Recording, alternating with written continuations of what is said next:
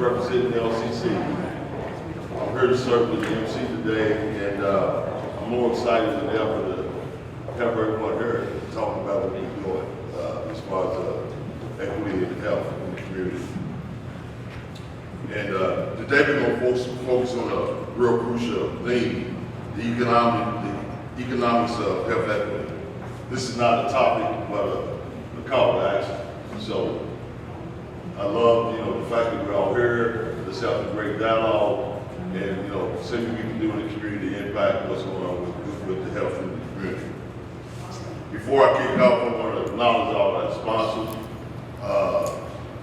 And my name, got the Early Club, got Waterfront Development Corporation, Southeast ADA Center, Humana, Healthy Horizon Medicaid, 4th Street Live, Northern Healthcare, and Blue Cross Blue Shield, Public Duval Community Health Center, Metro Connect Way, Atkins and Atkins, University of Louisville, and Simmons College of Kentucky.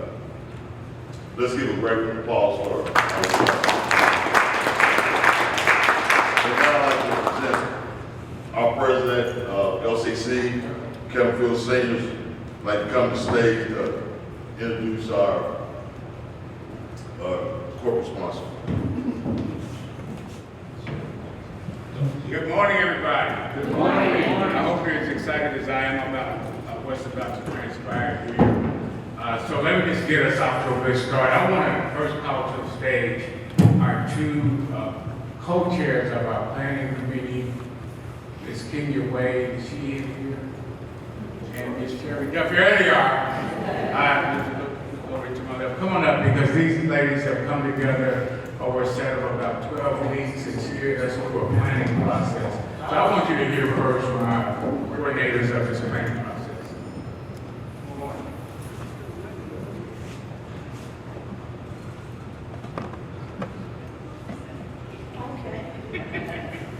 Hello. Good morning. I was trying to hold it because I ripped it right off of there, didn't I? It's such a privilege to open this important discussion on the economics of health equity. We couldn't do this without Mr. Kevin Fields. His dedication to not only the local Central Community Center, but to our entire community, to all of Metro Louisville and Kentucky, tirelessly, year after year. Can we please get a big round of applause for all of us? And my amazing co-chair, Kenya Wade. I would not have known her if we had not been involved with this. People come into your lives, I think, for a reason. And I think Ms. Wade definitely came into mine for a reason. She's helping shape who I am. There's many people here that have done the same. Thank you, Dr. Kelly Pryor. I'm Sherry Duffy. I'm the Director of Learning for the Digital Transformation Center at the University of Louisville. Go Cards! I'm representing today. Today we're focused on some crucial economic drivers, breaking health equity barriers, and addressing systemic barriers, specifically in West Louisville, and how those barriers impact both economic and health outcomes. I would be remiss if I didn't mention another crucial driver of the economics of health equity, digital literacy, and its role in transforming lives, especially in underserved communities. So this wasn't planned, but today, someone who has been through several of our programs at the Digital Transformation Center is here today, Claudette, and she shared with me news about a wonderful opportunity, job opportunity she received not only from her grit and determination in higher education, but in her commitment to enhancing her digital skills. Specifically, what she's doing in her role is using Power BI. So I encourage all of you to keep up with your digital literacy skills. Economic mobility and health equity are deeply intertwined. In communities facing economic challenges, the lack of resources and infrastructure and opportunity exacerbate our health disparities. We can't talk about health without addressing the social determinants that shape it. Income, employment, education, and access to transportation, healthy foods, and digital tools. Digital literacy is no longer just a nice to have. It's a lifeline to essential services, healthcare, which we're going to talk a lot about today, education, employment, and even access to basic public services. In today's world, where nearly every facet of our economy has gone digital, communities without sufficient digital access and skills are at a severe disadvantage.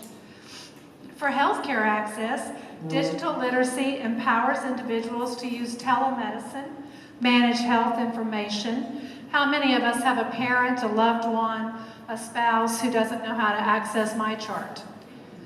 How many can't walk in a doctor's office and use the iPad to check in now? We have to change that. We have to stay informed about health resources so we can improve outcomes.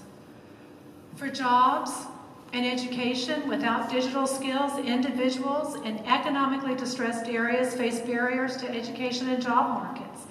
Nearly 90% of the available jobs right now require digital literacy skills.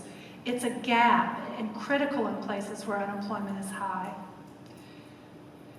Digital literacy provides a foundation for entrepreneurship, something we're deeply committed to here, right? And innovation. Allowing individuals to engage in e-commerce, we have to educate folks what is e-commerce. Access to remote work opportunities and building businesses that can thrive. Communities in certain zip codes lack adequate internet infrastructure and the skills necessary to take advantage of those digital opportunities. You have multiple universities. I love go-karts. But you have multiple universities right here in our community that are committed to offering free and low-cost digital trainings. Please seek them out. You don't have to come to me. Simmons College is doing that. U of L is doing it. Spalding's doing some of that. Kentucky State University has an office right here. If you don't want to go back to college, come and increase your digital literacy skills. We'll take you. As you listen to our panelists and participants in the upcoming breakout sessions, I encourage you to find the intersection of digital literacy woven into each and every conversation. Help us find solutions and actionable items to move us forward. Whether we're discussing health access, job creation, or economic independence, digital literacy is a thread that connects them all. Go visit our tables. We have many tables. We have tons of information, not just about digital literacy, about our community. So welcome, and please welcome Ms. Kenya Ray.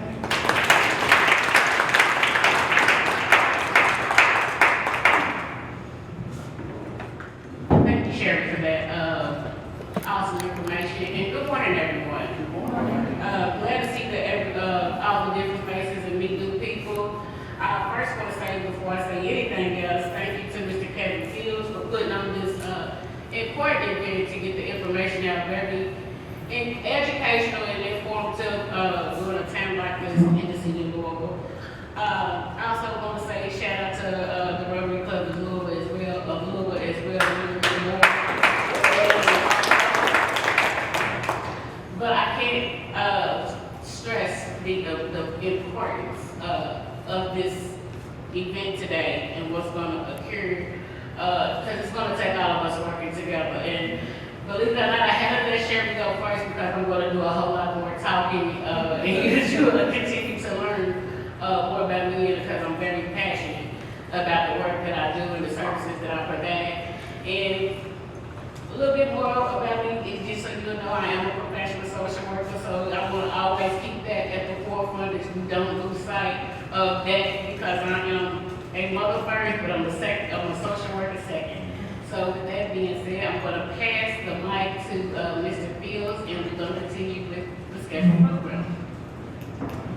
Thank you. Please give Julia a hand.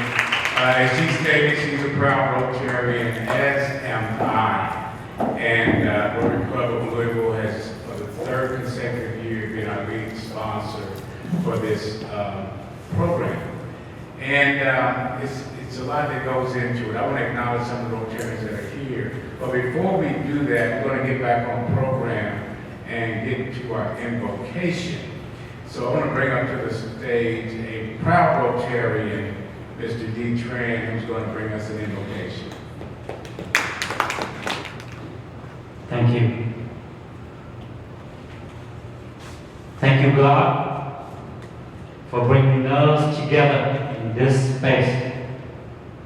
We gather here open-hearted and grateful for your presence. Leaders, each of us with a desire to serve and uplift, we come ready to act, to listen, and to build. As a Vietnamese-born individual, I stand here alongside black men and women, white men and women, and brown men and women, friends, partners, all united in purpose. Together we strive to create heaven on earth here, Louisville, Kentucky, with your love flowing through us, guiding every step. In your image, we are created equal in love, equal in potential, equal in responsibility. We know that true business is about elevating one another, a win-win for all, where everyone grows. Our goal is not just today's success, but long-term service.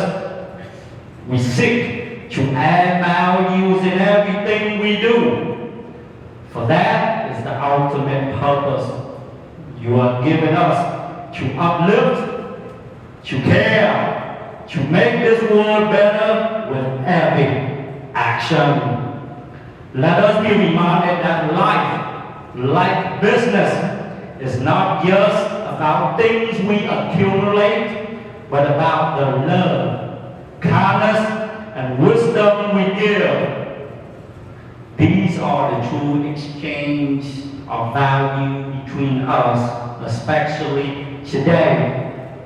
Guide us today as we seek not only to speak, but to act, to heal, to transform our communities. Help us to lead with humility and to remember the power of service is in everything we do. Bless this gathering, God. May your love resonate through every heart here. Help us leave this place stronger, ready to continue your work to build a more just and loving world. Amen. Amen. Amen. Amen, Brother Dean Tran. He's a great entrepreneur, but now I know he's a great minister. Thank you, my brother. I appreciate that. Except now, a word from our sponsor, I'm going to bring up Kenny Sabaji, who is our president-elect of the Rotary Club of Louisville. He's going to bring you a word on behalf of Rotary Club. And thank you for your service as a board member of our Rotary Club, one of the superstar members of our club, Dee as well, and Jerry and Dr. Rick Smith here. I think there's others. I think Helene Taylor is our executive director. Our club is fortunate to be the 13th largest in the world, the Downtown Rotary Club. There's 46,000 clubs in the world, so we are an impactful club. We believe in service above self, as all Rotary clubs do, but you'll see our people do things about that. We try to make this community better every day. We have 1 million committees that work on making our community better. And one of the issues, obviously, we're proud to sponsor is the economics of health equity. So we are here to do that. And we are delighted at the turnout. I hope today goes well. So thank you very much. Ken, and I failed to mention that Ken is also the general manager for ESPN Louisville. And Ken, one thing I realized as I was thinking about it, I don't know what ESPN stands for. What is that? Entertainment Sports Network. Who else didn't know that? Somebody else didn't know that, right? Yeah, so we know now. Thank you, Ken, and thank you to the Rotary Club. Thank you all my fellow Rotarians for being here. I do want to acknowledge Dr. Rick Smith, who is now the chair of DEI, and he's been a Rotarian for most of his life. And he's working to lift up. This program that we're doing today is sponsored by the DEI Committee of the Rotary Club of Louisville. And that's really important that this club stands in unity with those of us that are advancing the significance of diversity, equity, and inclusion. And we take that real seriously here at Louisville Central Community Center, because our mission is to advance equity. And I'm known to say that equity is the middle name of DEI. So when you take an assault against DEI, you're aiming at Louisville Central Community Center, and we don't bend over easily. So we're going to stand strong and continue to advance equity throughout this community, and I'm sure the rest of us who believe in that will do the same. I'm going to get us back on program. I'm going to save the rest of my remarks for later in the program. I'm going to bring back to the stage my dear friend and colleague, Mr. Herbert Johnson, who will MC the balance of today's Health Equity Forum. Thank you, Kevin.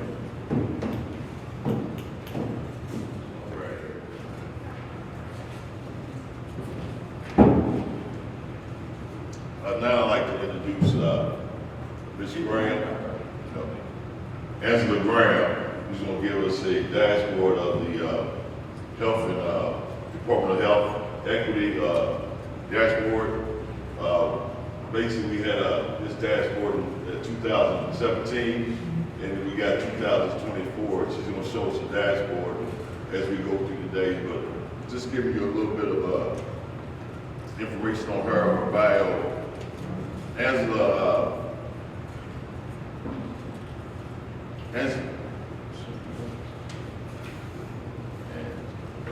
she's the director of the Louisville Metro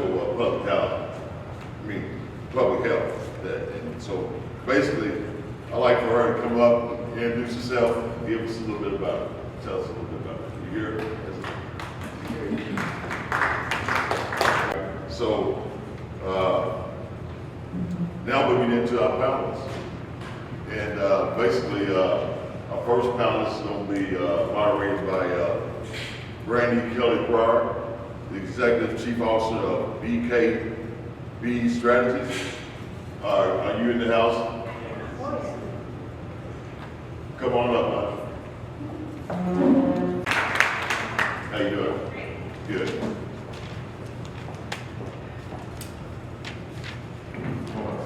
Good morning, everyone. I was looking forward to seeing that dashboard, so hopefully if Angela comes, we could just stop and let her go.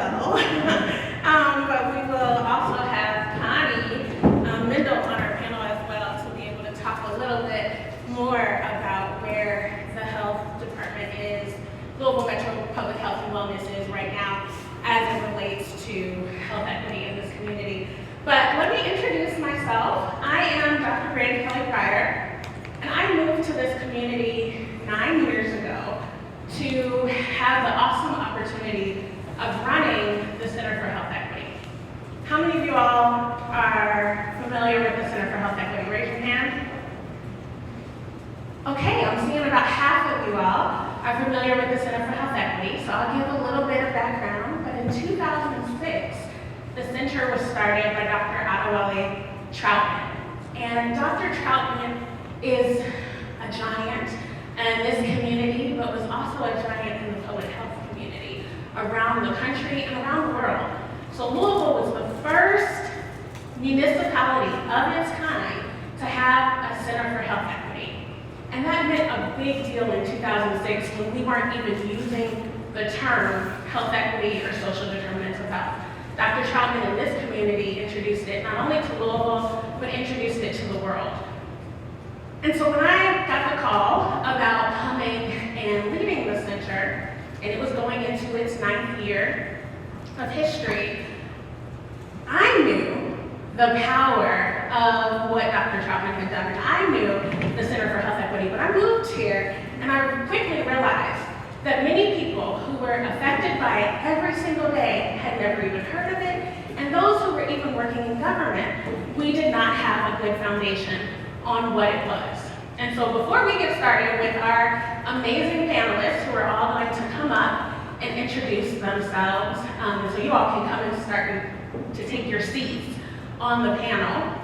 But as our panelists are coming up, I am going to start us with a foundational understanding of what is health equity, because I don't take it for granted anymore that this is not something that is like water for everyone.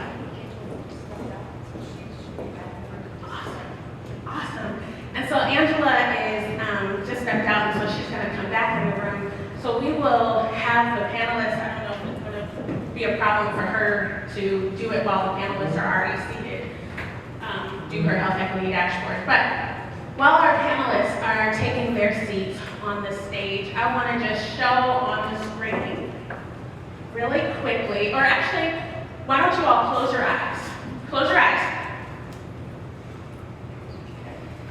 I'm not going to do anything to harm anybody. So it's like, I'm watching you. Okay, I want you to close your eyes, and I want you to imagine, I know we're in fall now, so a lot of those leaves are falling off the tree, but I want you to imagine spring. It's the beginning of spring, it's warm, you didn't have to wear your coat this morning, and you see the leaves blooming on these trees. These leaves are the most luscious leaves that you've seen. They're flowering, there's fruit on these trees. And you start to just feel at ease and at calm by how bountiful this tree is. And so you start to look down at your feet, and you're standing on really plush ground. And that tree is planted in really rich soil. And if you had the opportunity, you would dig further down into that ground, and you would get as far as you could, and water would start to sprout out. And that water is clear and clean, and that's what we call the groundwater, of which those roots were planted in that soil, and that soil is rooted in that groundwater. Now I want you to imagine a tree, it's spring, it's not flowering, there are not plush leaves, there's not plush ground that you're standing on. If you were to dig and you saw that groundwater, it would be murky and polluted. And so you understand now the difference of those two trees. Okay, open your eyes. Who could see the different images? Could you see the plush tree? And could you see the tree that was dead? So that is health equity. That is a foundational understanding of health equity in our community, is that we're not just looking at the one health outcome that happens in community, but as you see on the slide here, and we'll go ahead and put that slide up, the way that we've done health in our community over the course of time has been to look at what is happening in an individual's life. There's death, there's dying. Oh, let's fix this disease. Let's fix their behaviors. And we're not really focusing on how is this happening overall in the community. If we actually focused on the community issues, our social inequities like our classism, our racism, our economic instability in community, that would be that water that you had to dig really deep down into. And so if we invert this, if we put what is upstream down into the deepest roots of our soil, and we'll go to the next slide when our tech is able to do that next slide. If you invert this, you will see that image of the tree, where those social inequities that are furthest upstream on your screen here, those inequities are our systems of power in community. That's how we exclude each other from being in different spaces. And that exclusion, that leads to some of the worst health outcomes, to where we have life expectancy gaps in our community that look like the leaves of the tree. And those life expectancy gaps represent what we will hear more about from Angela Graham. So before our panel goes into depth, I'm gonna see if Angela is ready to do the health equity dashboard, but I wanted to make sure that we are all on good soil and grounded about what health equity is. It is not an individual's issue. It is not what individuals are doing wrong in their environment, in their community, but it's how we, as a community collectively, are helping shape the health of our overall community at the population level. Good morning, everyone. So thank you so much, Dr. Kelly Pryor, for doing part of my presentation for me. You've saved me so much time. If we could start at the beginning. Oh, sure. Well, okay, well, great. My name is Angela Graham. I'm Executive Administrator for Research and Academic Partnerships at Louisville Metro Department of Public Health and Wellness in the Center for Health Equity. It's a bit of a title. I'm so excited to be here today to talk to you about a new tool that we've developed for the community to describe data and talk about some of those health equity concepts. And not only talk about them, but to be able to put some numbers to them as well. Oh, great, thank you so much. Once we get started, I'll be happy to kind of jump into this, but I would love to immediately direct you to louhealthdata.com. That's the website for our new tool, and this is being rolled out in conjunction with our health equity report. So every 5 years, starting back in 2011, we provided a health equity report to the community, which was just intended to describe the conditions in which people live, the realities that they face, and what those health disparities look like. So we know today there's a 15-year life expectancy gap across the city, from the east end and some of the highest areas to the northwest end and some of the lower areas. And that gap has only widened since 2011 until today. So we think that data is power, and we want to give that power to all of you and provide these tools so that you can describe and share the realities in which you live. One thing I do really want to add to that, though, is that data isn't just about numbers. Data is the stories that you all live and tell each other, the conditions that you wake up to every day. They're the good, the bad, the ugly, everything in between. So we know that some people really want the numbers, though, right? When you're trying to get funding, you're trying to make your case to legislature, they want those numbers. So we give you those numbers so that you can add that to your context and to your stories. So this tool is really for you. We were really excited to see what people do with it. We really want the feedback as well. So my contact information is available, and I'll be happy to share that too. But we really want to know, what else do you want to see? What can we share that would be useful and helpful for your communities, for the work that you're doing, and just anything that you think that would be really useful. We currently have a page up that just kind of does some storytelling and talks a little bit about the background of what is health equity, why are some of the decisions that are made, and how do they impact the health outcomes for folks. And then there's the data pages that you'll see, and each of those pages just describes geographics, demographic breakdowns, as much as we can give based on the data sources that are available, and they go by health outcomes. So right now there are 9 outcomes up.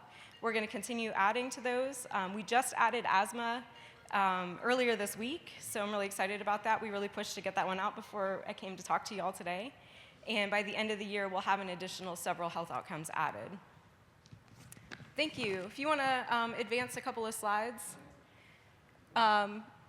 This was just a little bit about me, because I haven't had the opportunity to be in the space with many of you today. I've given you my title. My background here is in social science, global market research, health epidemiology, and public health.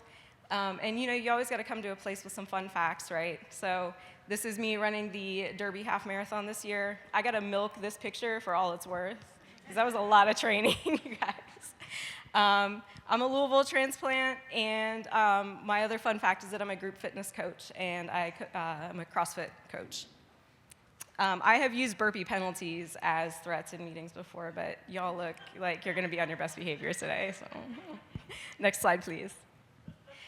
The Center for Health Equity, just a little bit more background about us. We were founded in 2006, and we were the first public health department to have a Center for Health Equity. And since then, this has really spread across the nation, and you'll see other state and local health departments that have some sort of a health equity office or a person or some sort of center in them now. So we're really proud of the fact that we've been doing this since 2006, and we've been in the community. And our approach includes policy, research and advocacy, data and research and things of those nature, and really community engagement. So that's why I'm here today. I'm a data nerd, but I do occasionally come out of my data nerd cave to come talk to folks and share that expertise with you all. Next slide, please. Do I have to do this again? Because you did this. This is from our 2017 Health Equity Report. We continue to use this tree metaphor. We really like it, and you'll see it in the current Health Equity Report that's out right now. We've gone even deeper into the soil. So that systems of power, and really we're talking about conditions like racism, classism, and isms, phobias, all of those things, and how that context really drives decision making, which drives policy, which drives health outcomes, right? So we've spent a lot of time doing more of that storytelling and digging more into that history and the soil that feeds the roots, that feeds the tree. Next slide, please. And so I've been talking about the health dashboard, right? So here's your link. I'm not really able to navigate it for you today. Usually when I give these presentations, I like to pull it up and actually get in there and show you. But I really encourage you all to go visit this. On the first page, if you scroll down, there is a link for feedback. And we really love feedback. Like I said, we really want to know what else you guys want to see up there.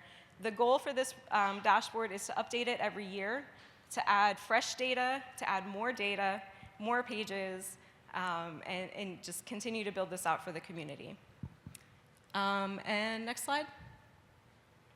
I think I've met my time, I hope. What did you say? Great, thank you. Like I said, I usually do this presentation where I kind of navigate around and actually get in there and show you, but it's mobile friendly-ish, so please feel free to take a look at it while you're all sitting here. And this is my contact information. You can also find our health department on all the socials, except TikTok. We don't do any cool TikTok dances yet. You can take that back to communications. But yeah, we're on all the socials at Lou Metro Health. And please reach out to me. Like I said, I really, really mean it. We love to hear from folks. We love data requests. We love opportunities for collaboration and partnerships. We love to hear what y'all are working on. If you just see a cool article and you think the health department should know about it, please send it to me. Because like I said, we're all data nerds on my team, and we want to read that kind of stuff. So I think that's it.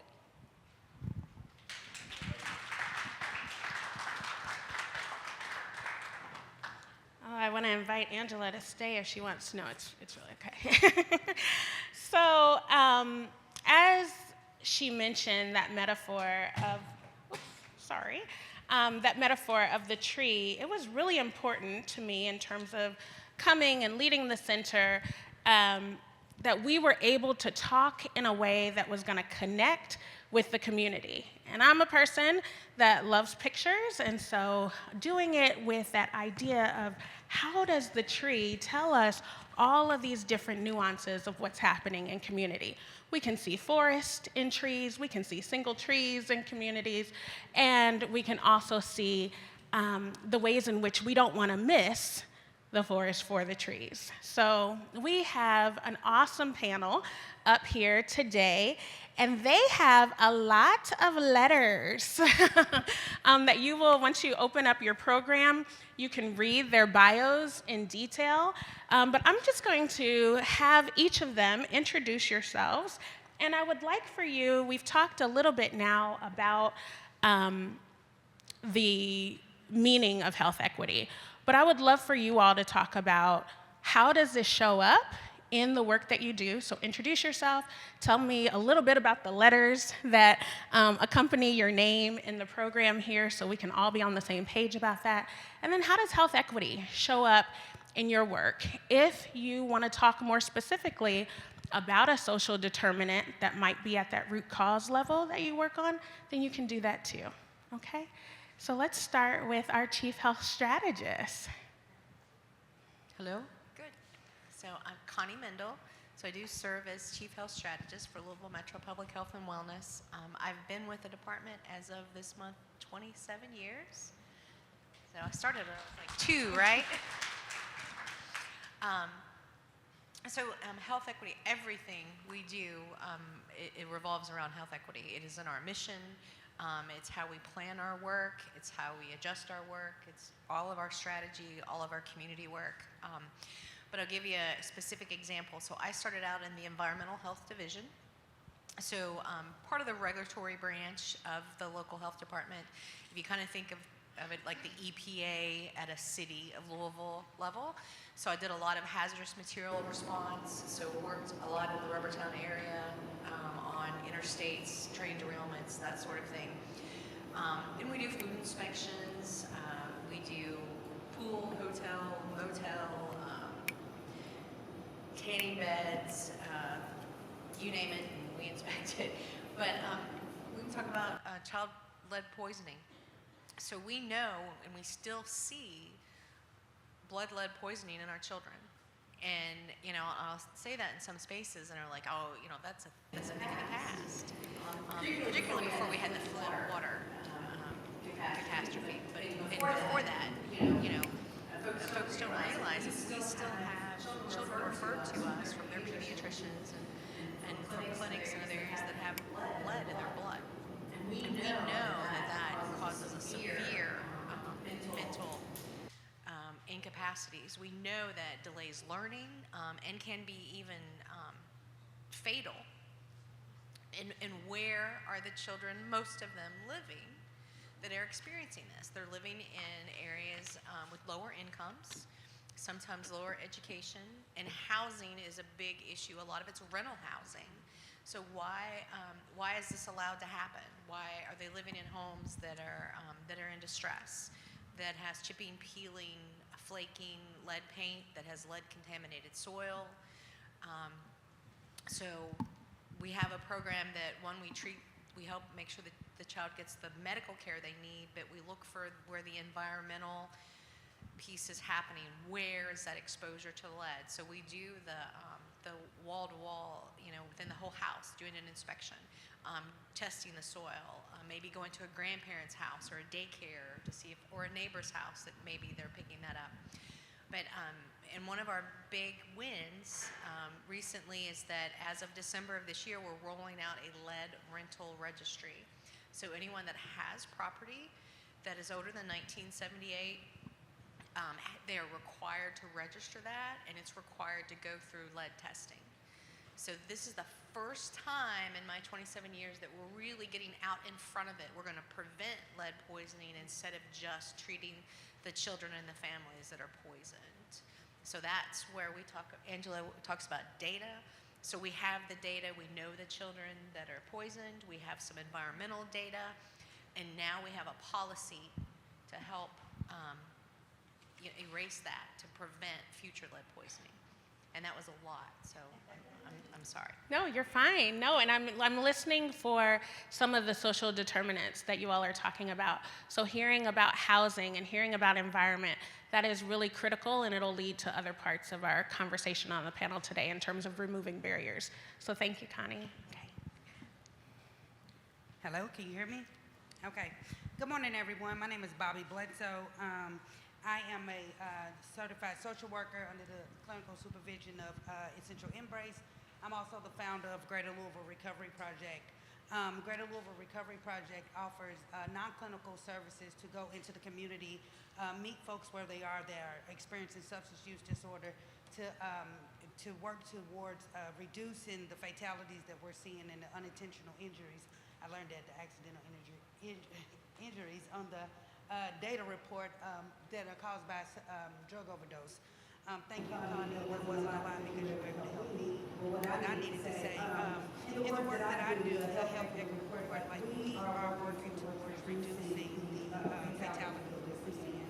More specifically in the West End of Louisville, getting the education and the resources out to help people to understand how to get services for substance use. So we do understand that a lot of times people are not just ready to stop using, and that's okay, but we want them to be healthy and safe. So we get those things out. And that's my role in my clinical role, still pretty new in that role. But in that role, I try to educate folks as much as I can on different social determinants of health and how their environment impacts them. And one, understanding that trauma drives addiction, and not thinking that this is just some type of moral failing, but these are things that we are working through, and through support, we can get through it.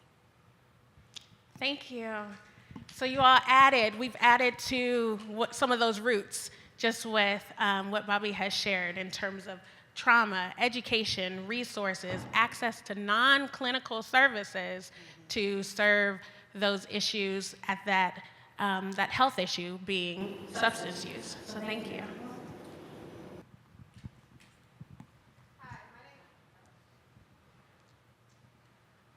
Hello. Okay. Hi, my name is Dr. Angelina Strickland, and I am dually certified as a family and a mental health nurse practitioner. I am co-owner of a primary care practice, and then I am the founder of a mental health practice. So for me, social determinants of health was doing wraparound service. A lot of people go to one provider, then you get referred to someone else, you get referred to someone else. So then by the time they were coming back to me as their primary care doctor, it's like, oh, I forgot who all you sent me to. So we're trying to place where they can go to one place. They can come to my office. We do primary care, and if you have a mental health issue, we do mental health. We do therapy, case workers, peer support. So we try to do everything. So when they come in, they have access to everything. And I know we are moving more toward where you can do internet and you can do telehealth, but some people simply don't have access to the internet. They don't have adequate internet at their home. So we try to have them come in, and they can still walk into our office. We are located on 15th and Hill Street, so we were out Borgetown Road, then we went in Clifton, and I was born and raised on 15th and Prentice. So I was like, I'm going to the West End. That's where I'm from, so I want to be here. So we just want to provide adequate access to care with somebody that looks like me, to someone that can understand where they come from, that I know that sometimes it is choosing between buying medication and buying food. So how do I help them in that aspect? So that's where I come in at. Thank you, Dr. Strickland. Can you all see these roots? They're getting deep, right? We've just talked about digital access, so how important the internet in your home specifically is, those wraparound services, and are you going to one place, are you having to go to many, and just the economic stability. So thank you, Dr. Strickland, for adding to our social determinants. Hello, good morning. How's everyone doing today? Good morning. Good. I love the feedback. Thank you. My name is Dr. Lucretia Sewell. My background, I'm a women's health nurse practitioner, also credentialed sexual assault nurse examiner. So I've done some forensic work as well. So health equity in my work is pretty much the foundation for all that I've done. In my most recent years, I've been in healthcare for nearly 2 decades. Crazy to think that it's been that long, but with that being said, I am also the CEO and co-founder of a digital health platform called Melanated Healthcare. We're also a credentialed telemedicine practice which provides services for primary care, women's health, and behavioral health. And ultimately our goal is to ensure that people have access to care and ensure health equity through our platform. BIPOC, Black, Indigenous, people of color, underserved populations, specialized populations can select their provider of choice, which ultimately, usually when you do have a Medicaid insurance, you just have like a list of providers that they recommend that are in network rather than being able to choose your provider that aligns with you. And as we know, when you're able to choose a provider that aligns with you, you have better health outcomes and experiences, which is what our goals ultimately are. So again, highlighting health access, healthcare access, and also health equity through hybrid model care, as opposed to the traditional model care that exists, which we know isn't working, considering that the United States ranks last when it comes to our health system compared to other high-income countries. So I'll go ahead and put a pin in that and pass it along.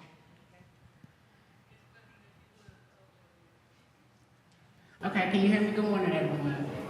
It's funny that you said that, because I have a lot to say. As I mentioned previously, my name is Kenya Wade, and I am a professional social worker, and I'm also the founder and CEO of Cycle Workers Breaking Chains Incorporated. My organization, it's like it's hard to kind of like separate the two because I am a social worker, and my organization was built on the social determinants and why we're here today. Cycle Workers Breaking Chains it's a verb, it's moving. It's going to always, and it's just exactly what it is. My job is to not only educate you all about, to bring truth to. And as a social worker, what I have learned and what I'm still learning, and due to DEI and being a woman of color in this field, I'm learning that the community is not being educated properly by our leaders. My job is to always make you be uncomfortable with the truth, not only professionally, because I have been affected both professionally and personally for being a social worker, for being a woman of color, for being a lived experience, and really, really been effective. But Cycle Workers Breaking Chains is a violence prevention / intervention program. Unfortunately, I am a parent of a gun violence survivor, so I am going to always, I'm passionate. I know you can hear it in me. It flows through my blood, literally. And to be honest, our community, our leaders are failing us. They have failed us. They have given us false information, and the false information that has been given, and you'll hear more as we go on with the panel discussion, because they're not educated properly, you know? So they're giving information, and then if you are a leader and you're not bringing truth, then you're failing the community. And right now in Louisville, Kentucky, our kids need us. The parents need us. It's a time that and an opportunity for us that we got to really work together. I've been in Louisville, I love Louisville my whole life, and I've never seen this. It's getting worse. And while we're talking about the health terms, and I'm gonna say this, some of the things you're gonna hear me say repeatedly over and over again, but even to our keynote speaker today, we got to start at the top, and I always wanna acknowledge our governor, Andy Beshear, which is the reason why we're here today and why Mr. Fields had put this on, because he took a risk and he invested in West Louisville. And now that he has done that, it's only right that we continue to build on that and just bring, like I said, Louisville's in a crisis.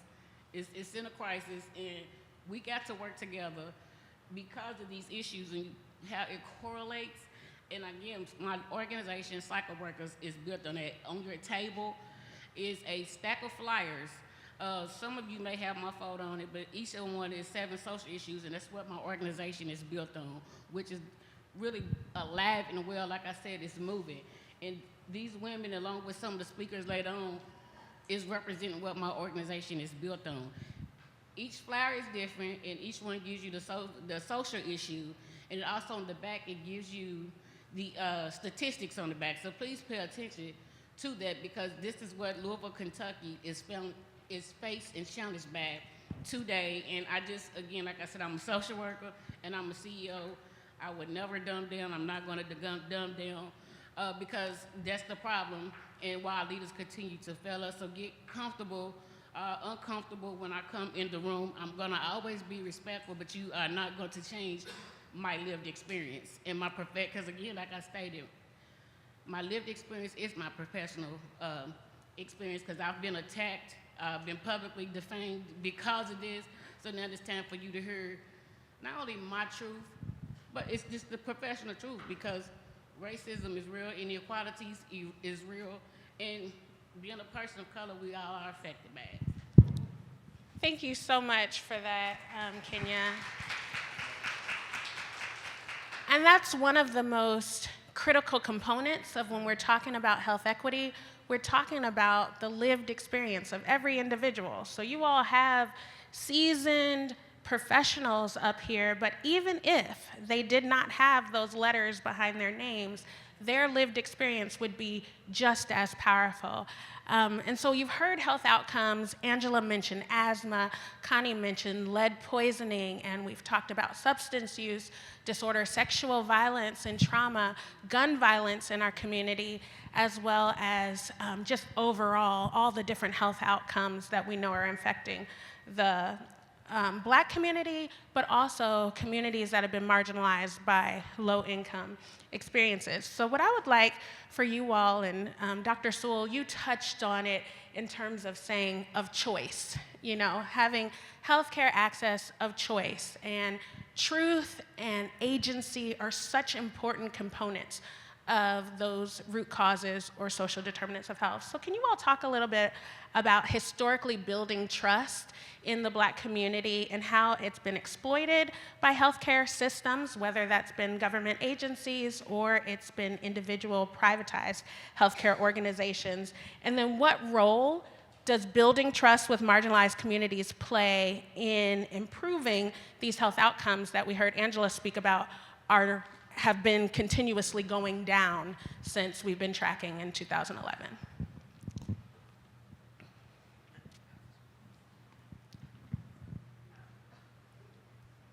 So, hello.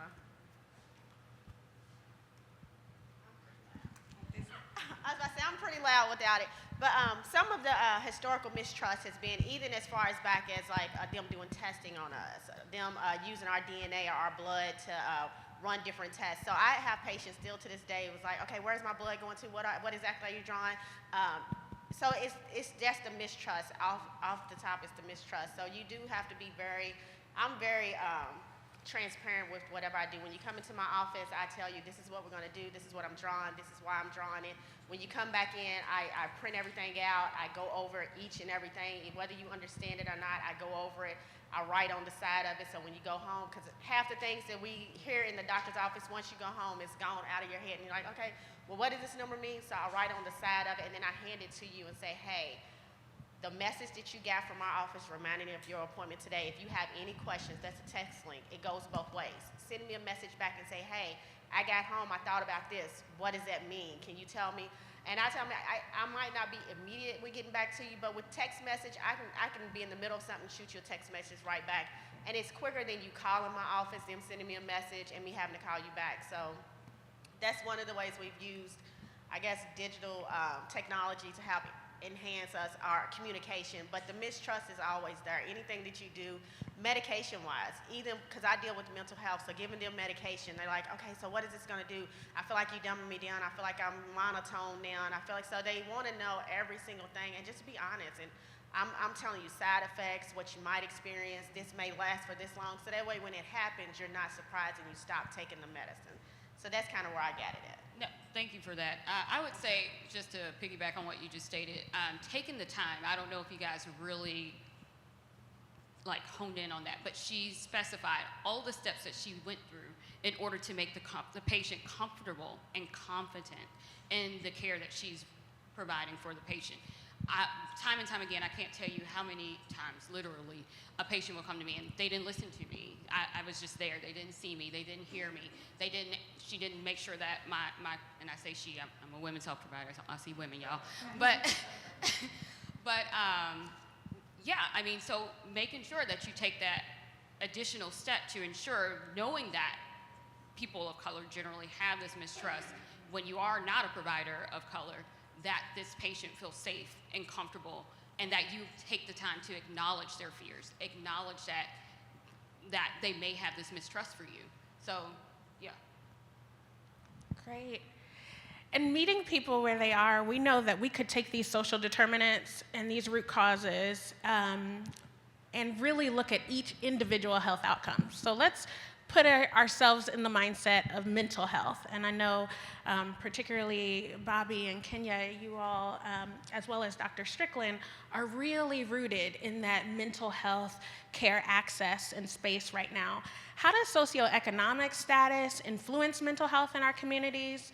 And what community-based interventions should we specifically be thinking about when we're talking about low-income communities, Black communities, and or unhoused communities. So if you can focus on either or all three of those areas when we're talking about mental health. Hello, you can hear me? Okay, yeah, sure.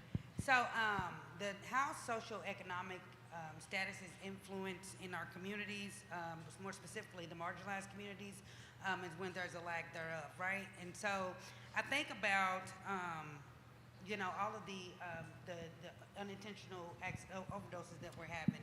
I really enjoyed what the data report said, because it talked about how these things could be preventable, and they were that they didn't have to happen.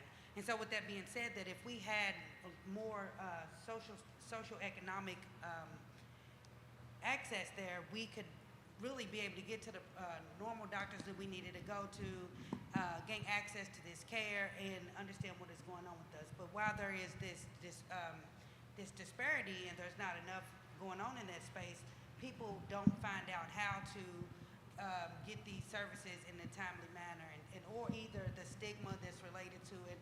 I think about like mental health in the community. A lot of times I run into people that don't want to talk about, oh, I have a mental health disorder. Or I can even think from my own personal experience, when I told some friends I was going to a therapist, they looked at me like, no, we just gonna pray about it. And I'm like, no, well, we can do that, but then also, when we think from a intergenerational perspective, like trauma drives addiction, right? And so a lot of times what we see is the onset of this thing that's been happening over and over and over, our family idiosyncrasies, the things we've kept to ourselves, and these things that we continue to keep, which are having us to self-medicate with substances, or because it's the familiar in our communities. So I think for me, really being able to how this impacts that is really just not having affordable health care. I know I spoke with a guy who was an older gentleman who hadn't been to doctors.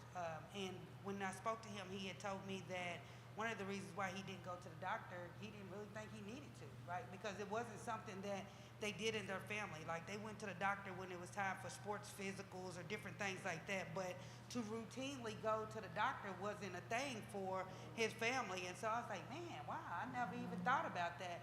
Because even though I didn't grow up in a high class home, we were kind of middle class, but we went to the doctor. And just to think that some people don't even think that they need to go to the doctor is really heartbreaking. And and that goes also for substance use. Folks that think that this is the only way. Like, when the social determinants of health, when it talks about the environments that we live in. So if my environment, all I see is drug addiction, gun violence, or whatever else that may be going on in that space, I don't think that I deserve anything else other than that. So I stay stuck in this space. I'm a huge stickler for education, like educating people. When we think about what services that we can use, the community-based interventions, because my own story is I'm a person in long-term recovery, so the lived experience is here, and I do fully believe that people with lived experience help other people with lived experience come out of where we are. If I didn't see somebody make it out, I would have never thought I could make it out. So I'm like, oh, wait a minute. So today, I try my best to educate people, empower people to use their stories as the intervention, because the story is the intervention. It doesn't always have to be the clinical perspective. It can just be simply saying, hey, you know what? When I was where you at, this is what I did, and I made it out. And they might not get it right there in that moment, but the seed's planted. And so when you keep showing up and they see the light in you, guess what? They follow. So I'm really big about peer-led interventions, but then also when we think about meeting people where they are, the mobile crisis centers, like, and have them with peer support. You can send them into the communities where you see people just kind of hanging out. Hey, have you checked on your mentals and dentals? That's what one of my mentor always says to me, your mentals and your dentals. I was like, why is he talking about that? Well, if your teeth don't feel good, you don't feel good. So if we have people just pulling up with, hey, you just want to do a brief screening on your teeth, or just let me check your heart really quick and see how you're doing, I think we'll have a better response to that.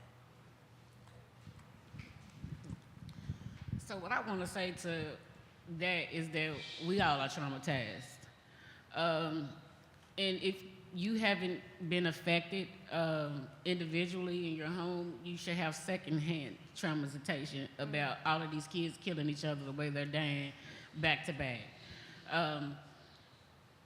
The DOJ just reported the lack thereof, just bringing it to Louisville, Kentucky, the lack of mental health services provided. So, and that's another conversation that would continue to go on, but even just with the lack of healthcare services with the Norton hospital that's being built, right? I came from public housing, and I grew up in a neighborhood where Port Duval was my medical center.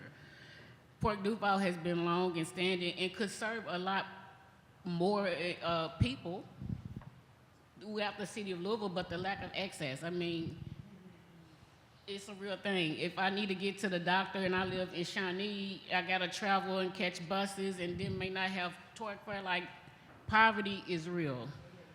There's a lack of jobs. There's so much that is not in the city of Louisville, specifically in the West End, oppressed, marginalized communities. It's the lack thereof, everything, inequality, everything. And I'm still gonna always bring this right back around to Governor Andy Brashura with the investment that he made to invest into this to address some of these issues. Because again, in what people don't understand, even with this hospital, it still doesn't serve trauma. During this time in Louisville, Kentucky, where gun violence and people are literally dying trying to get their loved ones some medical attention, will literally have to bypass a hospital to get to another end of a hospital, and in between that time, their loved one can lose their life. So again, we're grateful. I'm personally thankful for this investment that Governor Brashear has brought into Louisville. But right now, during this time, it's still it's the inequality of it, because it still doesn't serve trauma. So we still are failing the people in the community, and we have to do better. But I'm still grateful, again, because he acknowledged and invested and worked with the people of the city of Louisville to take an opportunity to address a need. And again, I'm still gonna say, like I said, not only because I grew up in that community, but Port Duval has been doing this and could serve more people with more and better access and opportunity. Wow, thank you, Kenya. And you brought up such a great point about what is the hospital serving.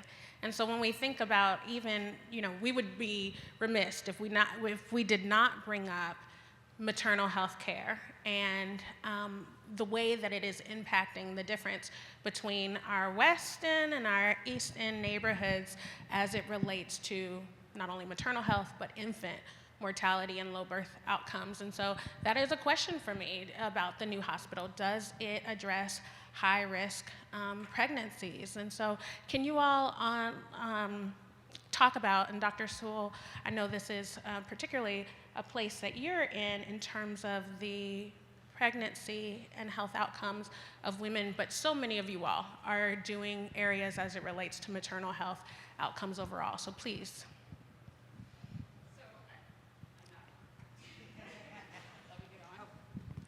Okay, yes, okay. So I think the first thing that you wanted addressed was regarding the West Louisville Hospital and maternity. So yes, they will provide women's health services at the facility, but unfortunately, it is not a delivering hospital. So you will not be able to have your baby there. And that is one of the things that was presented to me when they first started having these talks about it, and the practices that would be there. I'm not affiliated with Norton, by the way, anymore, but just letting you know what I am aware of. So with that being said, you still have to commute in order to deliver. I know there is Norton Downtown Hospital or University of Louisville, but if you think about it, when it comes to the situation with access, you still have to drive quite a ways or transport or however you find your way to a delivering hospital. And on that note, it was made known by the March of Dimes, speaking of access, that the average birthing hospital in the state of Kentucky is about 26 miles out.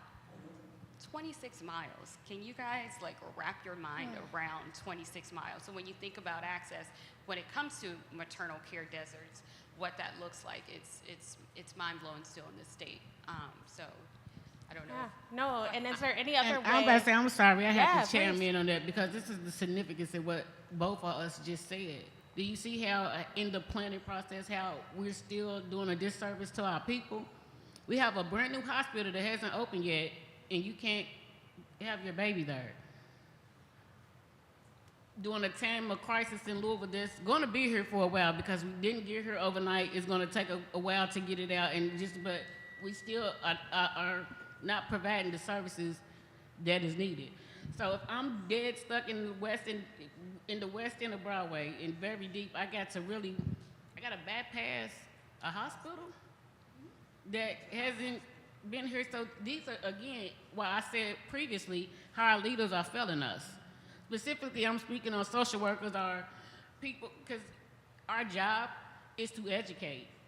And I have seen too many times where people are positioning themselves just for whatever title or notoriety is and not really servicing the people, but for whatever their personal gain is. And it's still, the community is not being served, and that's a problem. And this is why, again, I see cycle breakers is a verb, it's moving. We're going to address and put on the forefront from whatever social issues that's going on down to violence.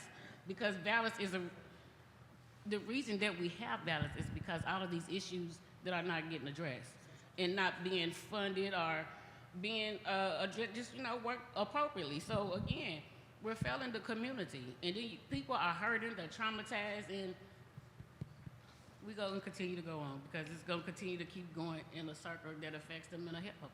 And Louisville we got to do better as a people. And I think that, I mean, it like you said, the initial seed has been planted. So not saying in the future that it won't be possible, but I think we need to continue to have these conversations to be the voice of the community, especially as major components of how health is related and how things are going forth in Louisville. So going back to just to highlight, Kentucky in general is an F when it comes to preterm births. And actually You said an F. An F. Okay, you all, I just wanted to make sure you heard that. She said Kentucky is an F, a grade F. Okay, sorry. Grade F, with Louisville and Jefferson County being a D-, which is actually an improvement. Yes, Lord, an improvement, y'all. Makes me happy that we're going in the right direction, but clearly D- is not that far off from F. Yeah. We got that, right? So we still have a lot of work to do. And as we know, the Black maternal health rates, our infant mortality rates, we're leading in those areas. And even when it comes to looking at preterm rates, Black women are like almost double white women, and that is caused generally by birth defects. But We will not silence you. yes, I'm being silenced, y'all. Okay, here we go. But also preterm birth and preterm weight. Both of those things account for. Go ahead. Goodness gracious. Okay, there we go. The rates that exist. So infant mortality is defined as a death before the age of 1 year old, in case we weren't aware of those terms. Preterm birth is defined as a birth that is at 37 weeks or prior. And what other word did I throw out there that people may not know? I think, okay, got it. Okay, so just giving some context behind what I'm saying. But with that being said, Black women were leading in those areas, which was the importance of making sure that we wrap our arms around the women as they are embarking on this journey to motherhood, and making sure that they have the resources that they need and that they can connect with the providers that are aligned. So that is pretty much what I have when it comes to the stats, but just know that we have a lot of work to do. Our maternal mortality rate even is way higher in Kentucky than the national average. I think the last rate that I looked at, don't quote me on this, but quote me on it. For every 1,000 births, we're at like 38.4. The national average is like 20-something. Oh, so we, again, have a lot of work to do in the state of Kentucky, but Louisville and Jefferson County, with us having such a higher Black population, certainly accounts for a lot of those poor stats that we need to work on. And a lot of those stats are going to be in Blue Health data. So because we focus a lot of our time and our services on maternal child health. If I can highlight real quickly, one of our programs is Healthy Start. So those where we're working with someone pregnant through up to 18 months of age for the infant. And that is a service that's in person, in their home or wherever they choose to meet. And just making sure that they have the right prenatal care, if not connecting with whether it's food vouchers or working with WIC, which is food for the mother and infant and the family. If needed, we can provide car seats, pack and plays, and to use as cribs, but just being there with the family in person, whether it's connection to mental health services. So those are regular in-person visits. We focus on the areas that have the worst health outcomes for mother and baby. So those are primary communities of color. But most recently, there's another agency in town that's received funding for this. So now all zip codes in Louisville are covered. So we were focused more, Portland and West Louisville, and because those are the worst rates. Those are where we have Black infants and mothers with. And you're right, the data is horrible. So that's where the work was focused, but now we're also able to serve families in Newburgh and parts of Valley Station. And then the other organization is providing elsewhere. So we have the whole county covered. So I really recommend sharing Healthy Start information. It's all over our website. That's all being pregnant or having a child up to 18 months, that's what you need to do to qualify.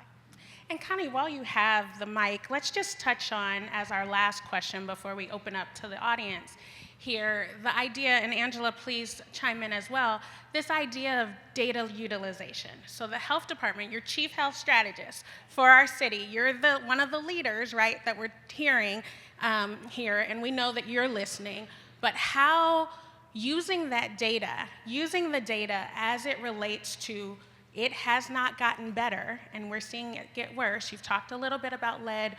We know about the programs. But what else either do you need in terms of utilizing that data to start making a difference, or what more can you do as the health department and as the chief health strategist for this city to start making some shifts in what this looks like? Yeah, the data is a big piece of it, and I'm overjoyed when Angela said we could create this data hub, and I point there because it's online. It's not because the report's every 5 years, so it's not 5-year-old data. It doesn't sit stagnant. At any given time, you can look at life expectancy, like we've touched on, 15 years difference between one zip code and the other of your life expectancy. So your zip code determines how long you may live. That's the work that Dr. Troutman started on. In no world should your zip code tell you how old you will live to be. So what do we do? So we have the data, and we need the stories. We need the life experiences. We're currently doing our community health assessment and building our strategic plan to mold our work and what we call Healthy Louisville 2030. So putting that plan together for the steps and what we want to see corrected into 2030, which seems crazy, but we're there. This is, doing that work. So we've reached out across the community with groups, with people of color, with those LGBTQ plus rights, the people that are experiencing disabilities or are differently abled. So then taking what do you see as your biggest health risk? And that may be gun violence for one person or one family. It could be lack of housing for another family, or lack of access in healthcare. So taking that together and being more strategic in the work we're doing. So one of the things that I am happy that just a small policy change that our former director Sarah Moyer really pushed Metro Council to work on was maternal health leave. So right now, Metro government took the step. They are championing this, that all Metro employees can receive 12 weeks paid leave off. Does not come out of your vacation or your sick time or anything for the birth or adoption of a child, both parents. And so lead the way. We're asking organizations to provide that. A healthy family where both parents can be home and bond and care for their child and not have to worry about a paycheck and who's paying for that. We have some of our family that the mother may take the first 12 weeks and the partner takes the second 12 weeks. So that's 24 weeks at home with a child. So that's just making policies. So what we need is, information from the community. What policies would be important to you? How can we nudge Metro Council and the mayor's office and other local businesses and companies to create those policies that provide more income, that provide better housing, that provide better access to health care? Yeah, and just to add on to that, I think in epidemiology specifically and other health sciences, a lot of times we talk about deficit-based things. We talk about disparities, lack of risk, odds, all of these types of things. But what we really don't talk about and what isn't captured in the data are all of the positives about the community. So there is no lack of hope, of care for your fellow neighbors, love for your families. The fact that we're all here today and that y'all are here and putting in all that work, I mean, come on, you guys. We're here to support each other. We are putting in all that time and effort. That's not in the numbers. That's not on a map.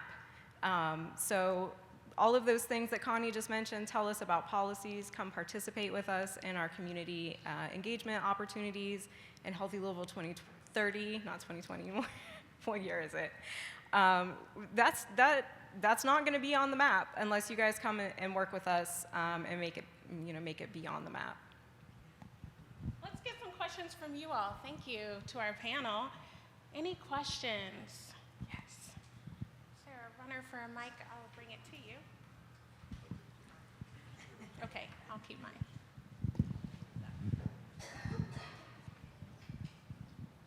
I did not need a mic, but thank you.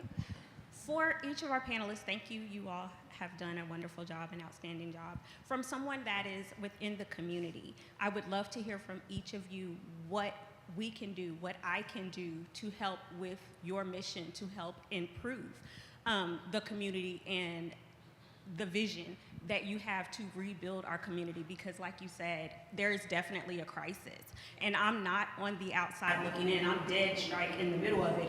What action can I take? What suggestion can you give me to give to my coworkers, my peers, people who actually want to help but may not have the finances or the resources to do so? So what do you need from me to help meet your goal?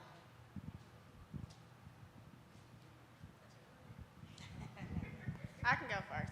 So I'm a strong believer in knowledge is power. A lot of things we do, to piggyback off of Angela, we do have a lot of positives in our community. From simple as getting access to getting transportation. If you have Medicaid, you can call Federated and we can get you transportation to your visit. So a lot of people say, oh, I didn't go to my appointment because I didn't have a ride. Well, if you tell them 72 hours ahead of time, they'll come pick you up and then take you to your appointment and take you back home. So there are things that's out there, and there are a lot of grant programs. If you don't have food, there's places you can go to get food. There's places you can go to help you pay for your rent. So it's just knowledge. So let people know to ask the questions. Because a lot of people are coming to the doctor's office, and I feel like I'm squeezing out what they need instead of them coming to me and say, hey, we didn't eat today. My kids didn't eat today. I don't know how I'm gonna pay my rent today. So just tell them, ask the questions, because the worst thing somebody can say is no. And you know worse off than you were when you came in if I say no. So ask the questions and get the help. From the perspective of substance use and the fatalities that we're seeing with that, just the whole realm of that, I think, I'm with you, Dr. Angelina, that knowledge is power, understanding what is going on, not looking at people like a moral film, right? It's easy to see people that's on the streets and look at them like, oh, wow, what's wrong with them? But the reality is right now we're dealing with a with a houseless issue where, like, it's a crime to be homeless. So when we talk about the social determinants of health and how that's impacting people, stress, anxiety, like, what do I do? You got a lot of people that are being released from jails and prisons that don't have anywhere to go, and so guess what they do? They go back to committing crimes. So what we need to do is work together collaboratively. Like, I don't know how maybe we can create some type of dashboard to where everybody who's working can show what they're doing and people can connect an inter-referral system, because one of the things that I've seen is that folks become so territorial about helping people where, like, we can only help people if we reach out to one another. Like, I'm young in my clinical thing, but I can tell you all about people needing to get sober. And so saying that is that, like, if I'm referring to you, like, or we're referring to one another, like, reach out, ask questions. Don't feel like because you have a PhD and someone else has a peer support license, there's a difference, because we're all in the same fight. We're fighting to save lives. Like, we are really in a fight for our lives. I think about how this thing is changing within the generations. I continue to talk about generations. I'm seeing the cycle within my own family, how if someone doesn't stand up and say, okay, there's no more of this, then this thing continues to happen over and over again.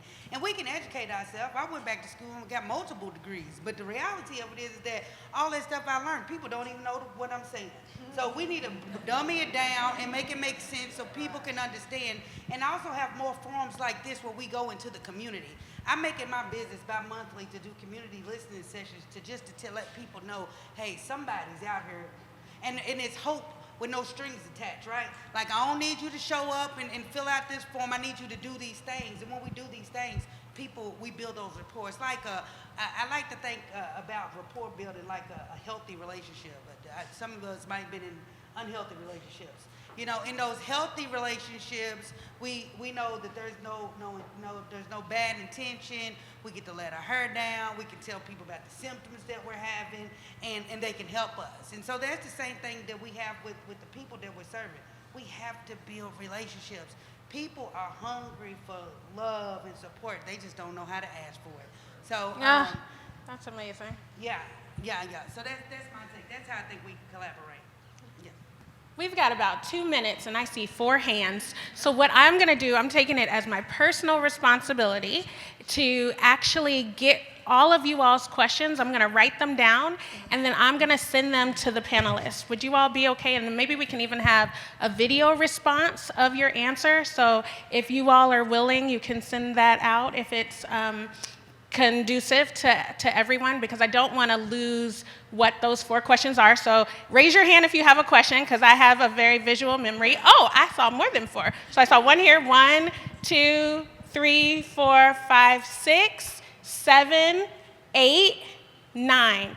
I'm sitting right here next to this young woman with the red and black on. I'm going to give you a postcard so you can write down your question. If you don't get a postcard from me, come find me right here. And like I said, I'm going to make sure to send it to you all, so if you all can, do me a solid and answer them. And I will just, in our last 2 minutes, if you all can give 1 to 2 words about, the title of our panel is Breaking Health Equity Barriers. What do we need to do to break health equity barriers? So 1 to 2 words or 1 sentence. I guess I would say, Connie, you briefly mentioned policy. Show up. That's critical to make change, especially when it comes to the review committees, and I'm thinking more on the maternal side. I don't think there's a person of color on. So with that being said, you need me? Oh, okay. Yes, ma'am. But that was my 2 cents. Thank you.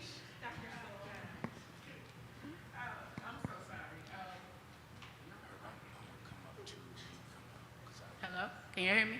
Okay. What I wanted to add to answer the question is to get involved, advocate, and invest. And let's work closely together, and let's start holding our elected officials accountable, and the people that are supposed to help break this cycle. Let's get them to make them do what we put them in office to do, from the top to the bottom. And and start being comfortable with having these uncomfortable conversations. Because I'm going to always have them. I'm breaking cycles on all the levels. But I also need you to be a part of this, because my organization's been around for 4 years, and due to they don't want to hear the truth and the false narrative that's been created about this gang problem that we have. Louisville, just like any other state across the nation, not the country, internationally, gonna always have a gang problem. But this right here, it's not been educated appropriately, and we gotta change the narrative. It's not just that, and if it is that, let's just say it is, then LMPD, let's hold them accountable. They're not doing their job. We know that there is a shortage, but it shouldn't be this much out of control, because it's not just out on the streets, it's in our schools. And we have the DOJ, they have reported, like I could continue to go on and on about the lack of investments in the schools, the lack of investment on mental health services in the state of Kentucky, just the crisis that continue to fail people of color, period. And due to housing, I say I have to talk about legislators, because with House Bill 5 is getting too much, because I don't have the support, so again, volunteer, it's getting too much focus on homelessness. When the real truth is our kids is getting ready to be sent to prison for life. Parents is getting ready to be held accountable to have to, if the kids don't go to court, to where it's gonna cause them more joblessness, but they need help. So we got to focus on that, because they just want to arrest our children and put them away. And again, it's still an attack on and continue to oppress and traumatize people of color and marginalized and oppressed communities. So please get involved, advocate, and talk about legislation. And let's go hold them. What are they really doing? And hold them to that. And let me, Chair's privilege, but everybody else is going to give one sentence. I'm going to add one sentence, and that is don't back down. Don't take no for an answer, don't back down. And mine is just meet people where they're at. Don't go above, over their head. We all, like she said, we all got degrees. We all know what people should be doing. But if you go over their heads, they're not going to do none of it. So meet them where they're at. And I want to.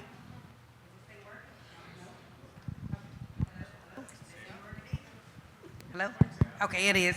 Okay, so you said 2 words. So Two words. My 2 words is They're pulling the decision cage. making. And what I mean by that is, how do we get into the rooms where the decisions are being made? Oftentimes, I am the only woman of color in spaces, and I'm like, what the is going on here? And this is where the decisions are being made. I believe that if we are able to have some say in these spaces, we can create the change. I think a lot of times decisions are being made for us that people don't even know. I think that people have all good intentions, but unless you have been in these spaces and you've lived here and you know what we went through, you can't make it make sense. So I think decision making is important. Decision making. Okay, Connie, can you do it? 2 words. 2 words. 2 words. Educate. Educate. Awesome. Educate. Thank you I all. like hearing that. Thank you. Thank you. The concerns in our community and what's going on in our community and why the situation is like it is. Again, thank you guys. Y'all did an excellent job. Real quick, I want the panelists to come up. If you can go ahead and walk up, that would be perfect. And we can go ahead and get started. But as they walk up, I do want to share with a little bit about how we're going to do the agenda today in this little hour we have. When they come up, I'm going to ask each of them to kind of share a little bit about who they are. And also, I think it's Dr. Tim Finley, if you can come up as well.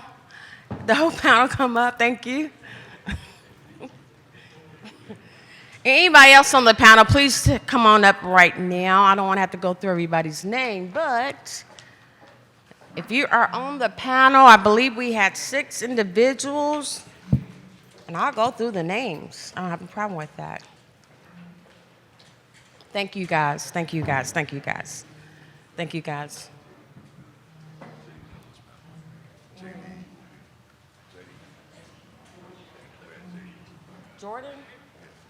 Jordan, okay. Come on up.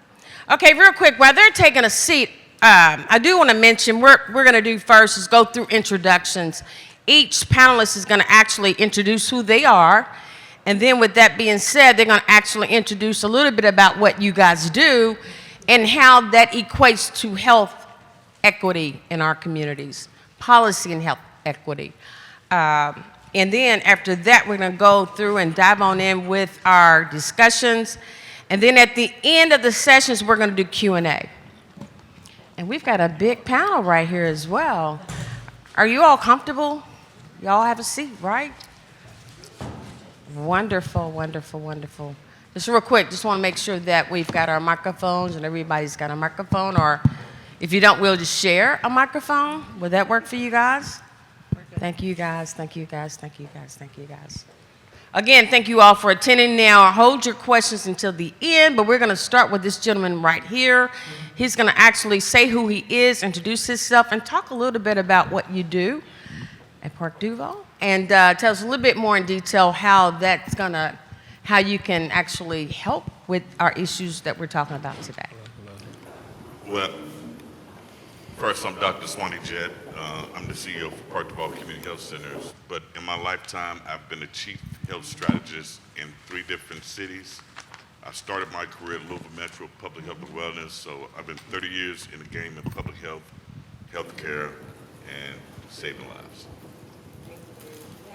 Thank you for that.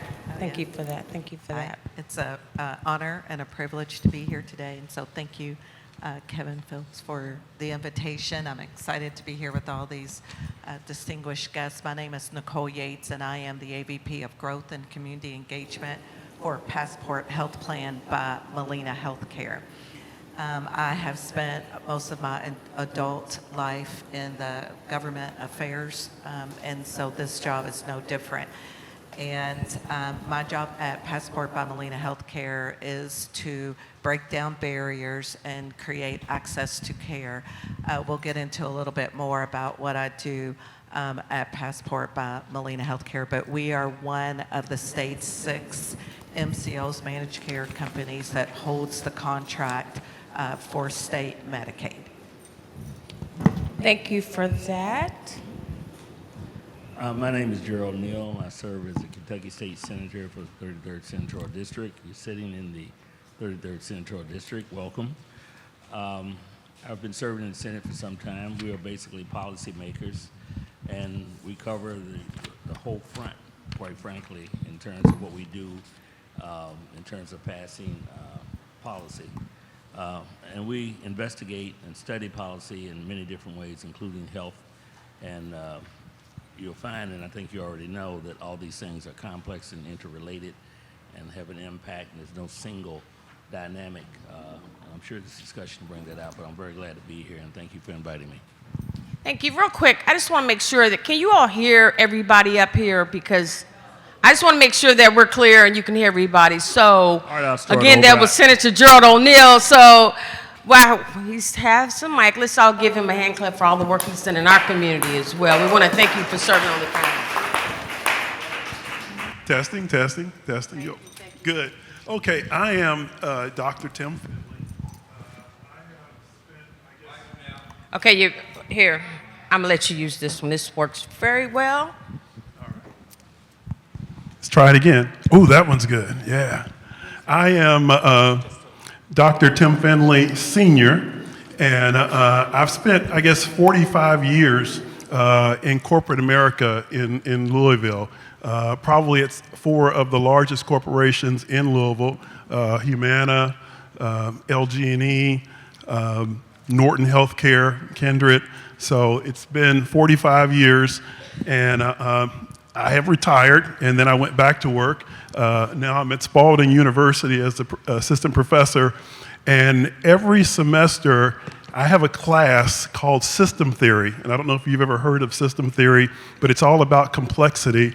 And so one of the assignments I give them every turn is looking at Louisville and looking at health equity and determining, by looking at those reports, the 2017 report, the 2024 report, and reports before, has there been progress?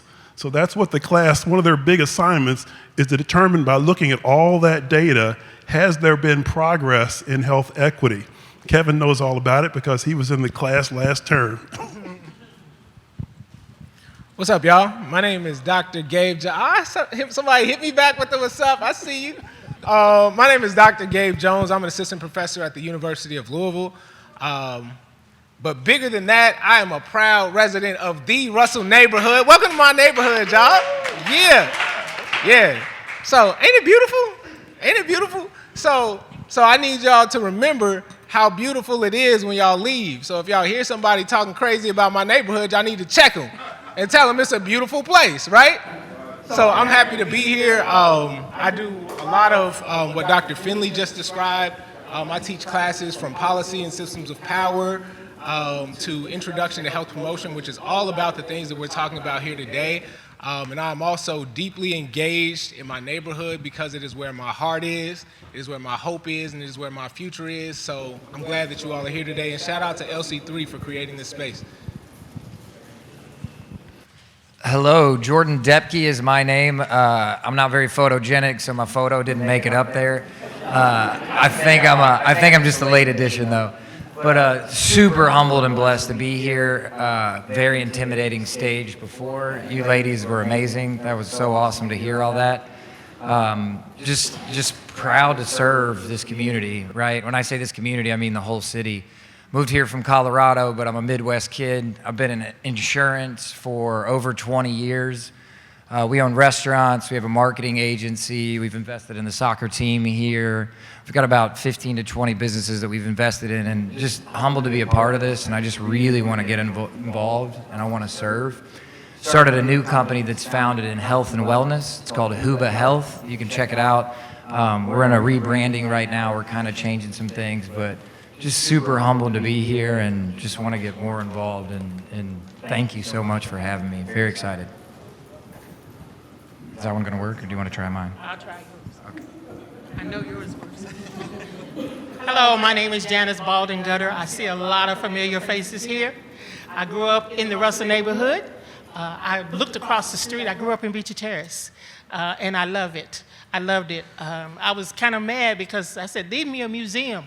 Leave me an apartment or something. But it is beautiful, and I came pulled up today. I am the Southeast American with Disabilities Act Outreach Coordinator. Now, when I say Southeast, I don't mean a church. We help 8 states in the Southeast region learn their rights under the American with Disabilities Act. So a lot of times people get confused with that. Only in Louisville, we serve 8 states: Alabama, Florida, Georgia, Kentucky, North Carolina, South Carolina, Tennessee, Mississippi, and I travel and we do webinars to help people understand the American with Disabilities Act. And yes, I grew up right here, right across the street. So I'm happy to be here. I also taught at the University of Louisville for 18 years. I taught economics. And I also taught online at the Purdue Online University.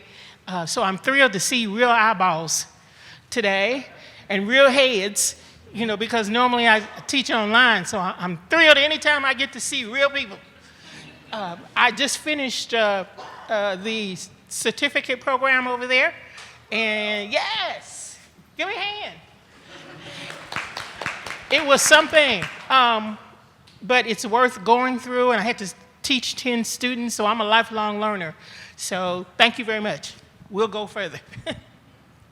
All right, thank you all for those introductions. We're going to dive right into the discussions, but before we do that, I want to mention I'm from the West End as well. This community is in my heart.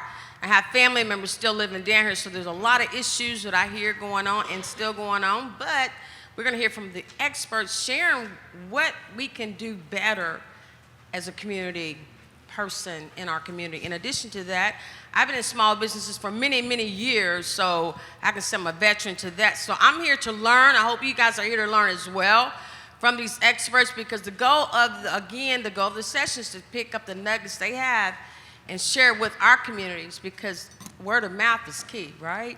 Everybody said education, education, but we can start with that education by spreading the word to our family members, because I can share that with you. My husband had a stroke about 3 years ago. Had he knew that he should have took that blood pressure pill, it wouldn't have happened. That was education right there, right? So my point to that is we need to share education to other people to help with some of these issues and disparities we have in our communities. So with that being said, I'm going to start with the first question. And I thank those who have a mic. Share if you don't want to say anything, but pass them to somebody else that may. And before we get started, you all have a copy of all the questions, correct? All right, good. So we're on the same page. So we're going to talk about policy framework of health equity. So my question is, how does the current and past policies and practices shape the health of individuals living in our communities today? Who wants to take that question? And everybody raise their hand at the same time, right? No, just kidding. Thank you for that. Well, this is an easy one, and I don't want to rattle people because I've helped develop policy as a health commissioner and a board of health. The key is, first of all, I'm not a subject matter expert. Everybody in this room see what's happening in cities across America. Everybody in this room has a voice. You want to know what you can do? Stand up. Make sure our leaders are accountable, right? I couldn't get up in front of people and tell people that asymptomatic people didn't need to wear masks. When I heard that from the White House, I said, that's ludicrous. Because if you don't wear a mask during COVID, you have a greater possibility of dying. And we saw the ramifications of that. So anytime we establish framework of policy, we need to understand how the policy impacts the people. You need authentic leaders, right? People that say what they're gonna do and do what they say. Everybody in this room has a voice. Don't never minimize your voice. When I became health commissioner, I realized that there were people that were disenfranchised for decades. I still see, and we don't talk about the 9th Street divide. First of all, it starts on 1st Street, right? 1st Street is where the West End starts. Then you look at all the dilapidated stores and dilapidated houses. If somebody spoke up and passed the right policy, it wouldn't happen. The way our communities have been shaped, and I've seen this for 3 decades, being health commissioner in 3 cities, the policies was made to make that happen. I once had a commissioner tell me, I followed this bus in Lake Mary, Florida, school bus, dropped kids off, right? They was dropping kids off in Lake Mary, they had sidewalks. By the time it got to Sanford, where Trayvon Martin was killed, the sidewalks disappeared. The parks looked dilapidated. I asked, why is that? You know what the commissioner had the nerve to say to me? The people didn't ask for it. That's the power of your voice. And I'll stop there. Thank you for that, Dr. J. Anybody else want to? Go ahead, Nicole. Thank you. I'm just going to say a couple of things, and then I'm going to pass it on to the policy maker here. And so to add on to Dr. Jett, one is vote, right? And so if you're not voting, then you don't have a say, because that's what these lawmakers are voting on, what your access to care is and what you deserve as a person. Health care is a human right. Everyone deserves health care, and everyone deserves health care that is affordable and accessible.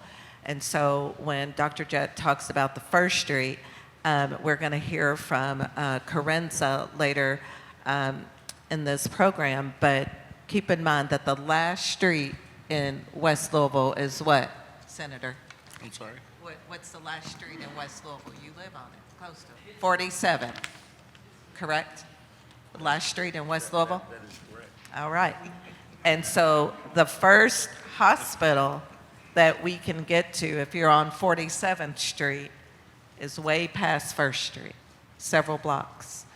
Until now, we're going to be able to send folks to a hospital at 28th and Broadway, brought here by Norton Healthcare. And so when we're talking about leaders, we're talking about elected leaders and leaders in position and places. Is it okay if I introduce Senator Neal? I'm going to introduce you, I think, because I know you're the policy maker, but I want to make sure that the audience understands the policies that are leading to health inequities. There are things like zoning and housing policies. There are things like healthcare access and Medicaid policies. There are things like education and workforce policies. There are things like environmental policies. There are things like criminal justice and policing policies. There are things like transportation policies. There are things like health insurance and coverage gaps. And so those are some of the big things that are affecting policies that are affecting health equity. And one person I know who does a lot of policy work is Senator Neal. And before he says that, don't forget the removal of DEI, affirmative action, right? We talking about those are school all choice. housed, they're housed within these They're housed categories. within those categories, so I just wanted to point that out. All right. Thank you for that, Tim. Go ahead and Senator Gerald O'Neill. Thank you very much. Let me tell you, we tend to generalize. And when you generalize, I can guarantee you just about got it wrong. The only way you can really impact effectively in the arena that I function in, and probably any arena where you have someone represent you, makes policy, is for you to do, in my opinion, first, especially a community like this, is to organize around issues and the interests of the community. Why is that important? Because my observation is there are great organizations, LCCC, this is a great gathering, et cetera. But the fact of the matter is that many of the great organizations, through my observation, silo their function. And they do not organize with each other on a higher level to reach objectives in a sustained way. And the reason why that's important is because of what he just said. This is very complex stuff. And where we make policy, let's say in Frankfurt, we have people that come there with competing interests with finite amount of money. So whoever has the majority is going to set the agenda. The only way you can really fight that is to organize, and the second thing is, and be intentional, and the second thing is to engage. If you want to hold a legislator accountable, I want to tell you right now, a legislator can run circles around you if you try to hold him accountable. They deal with each other. They protect on different levels each other's interests. And I'm not talking about bad people. I'm talking about it's the nature of the playing ground when you're dealing in the arena that I deal in. Then the public pretty much doesn't know what's going on. So I can come down here and stand next to a guy that's of the other opposite party, and you might not like him. But guess what I like? I like him working with me, bringing value into this community because that's my job. That doesn't play out well sometimes on the ground. So the only way you can really understand this, in my view, is with the talent and the power. I mean, the power is just incredible in our community, this community. Is to not just take what you're dealing with in the areas and silo that information, just have a meeting and that's the end of it. You have to begin to organize, to strategize, to prioritize, educate, and continue and focus, and then engage through that process. That's the most effective way to do it, and I want to tell you, it's not easy work. Thank you. Go ahead, Jordan. Thank you. Thank you, Senator O'Neill, for that. Doctor, as you well. brought up actually, I feel kind of embarrassed because I'm not a doctor sitting up with all these really smart people, but I'll try on the health insurance side. But it's super simple. It's what all these wonderful ladies said before. It's education. And I can tell you as a business owner of multiple different businesses, we make that a priority. We make sure that our employees understand how to access their benefits and what they're eligible for. And respectfully, with Obamacare, it changed a lot in a really good way. Whether you're blue or red, doesn't matter to me. That's up to you personally. But I'm telling you, Obamacare really helped out a lot. What it did was it added in wellness. And I think you all would agree that healthcare is very reactionary. When you think about it, the way that they set it up, you go there when you have an issue and you have a problem. You said it about Herbert. Had he known and had the education, that probably wouldn't have occurred. And I think with health insurance, we have got to, like you do with legislators, we've got to make these insurance carriers feel it. Respectfully, the money's not in banks. The money's in insurance carriers. You have to have liquidity to pay claims. Warren Buffett just put $12 billion into Chubb Chubb owns combined, they do indemnity-based health products. Think about that. You can reinvest insurance premiums the second you receive them. If you pay me $1,000 for your health insurance, that company can take that and go reinvest it and make a lot more money. Not all industries work like that. So if you don't understand how insurance works, respectfully, I think you all know that's where a lot of this money comes from, and you've got to understand it. And unfortunately, business owners are too worried about their business and not their employees, and what they forget is that they don't have a business without their employees. And these employees need education, and they need to understand it, because they don't even know what it means. What's a deductible? What's a copay? How does it work? All these lovely doctors up here were saying it. They don't understand when they come in. I give them a text line, I give them this. Why are insurance carriers not paying for all of that? There's a minimum loss ratio now with ACA, Obamacare. ACA stands for the Affordable Care Act. There's a minimum loss ratio. They can only make a certain percentage of profit. They should be reinvesting into communities like this, in my humble opinion. Thank you for that, Jordan. Thank you for that.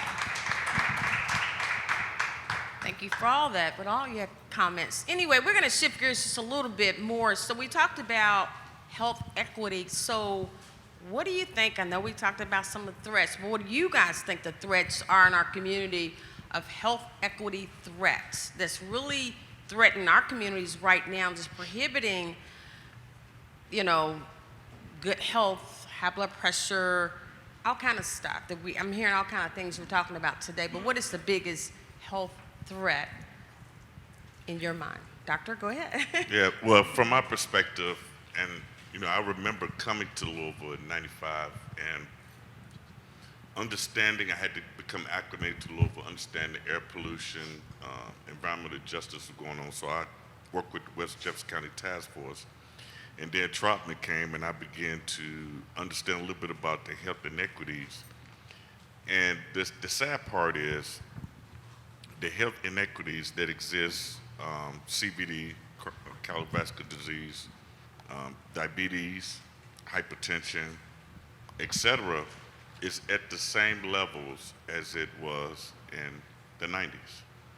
So that means it has not changed. And it's down to the census tract, because I'm an epidemiologist by trade, so it has not moved. At that age, I started the Office of Men's Health in 2005. African American men were at the lowest end of the spectrum in terms of life expectancy. The average age was 56, now it's up to 63.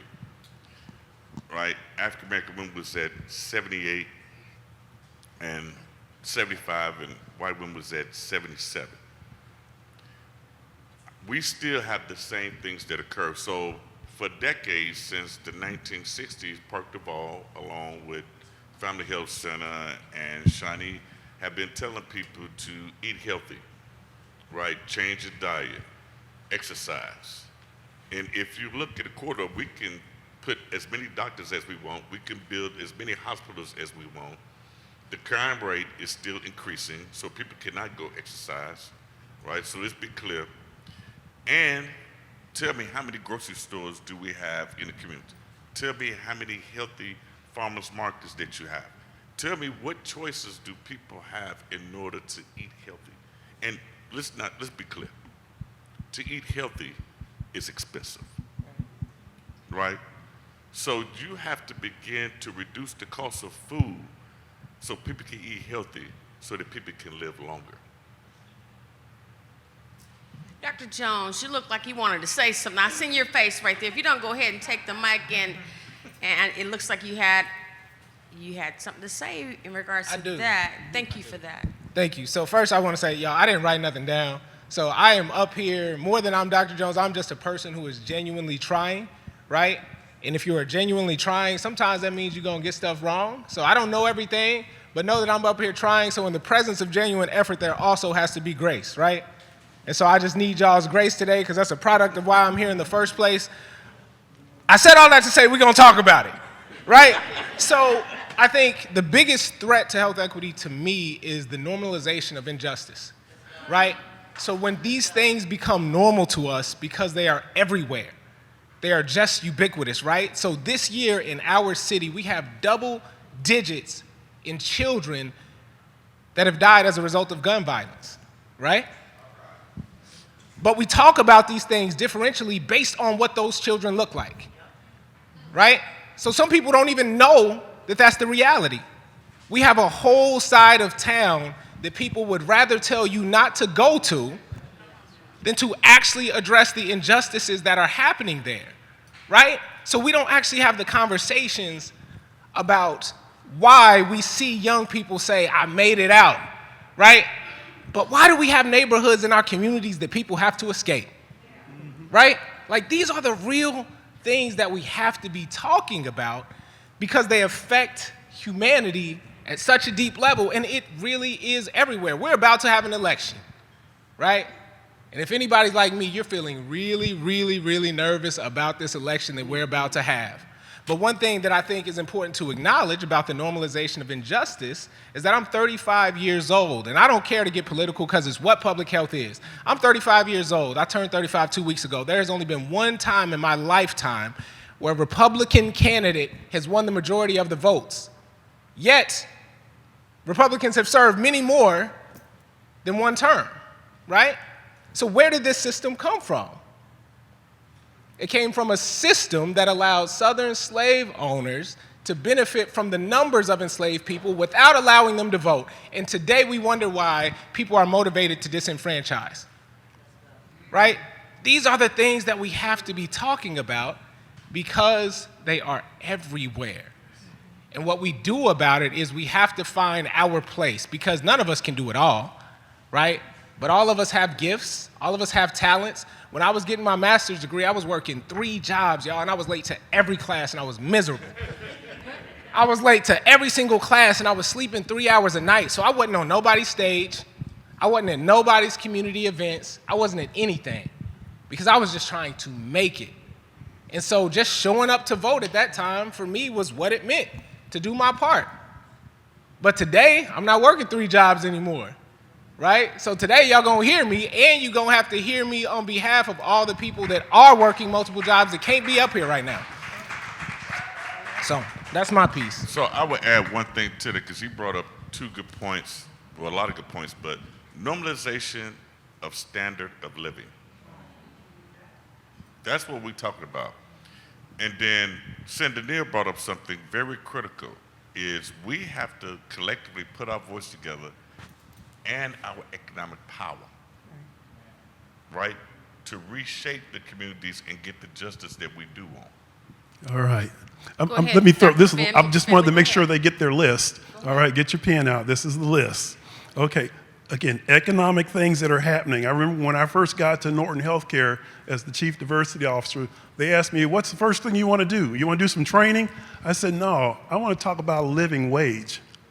I said, because we got to pay our people so they're making a living wage. And it was funny, somebody asked me, well, what's that?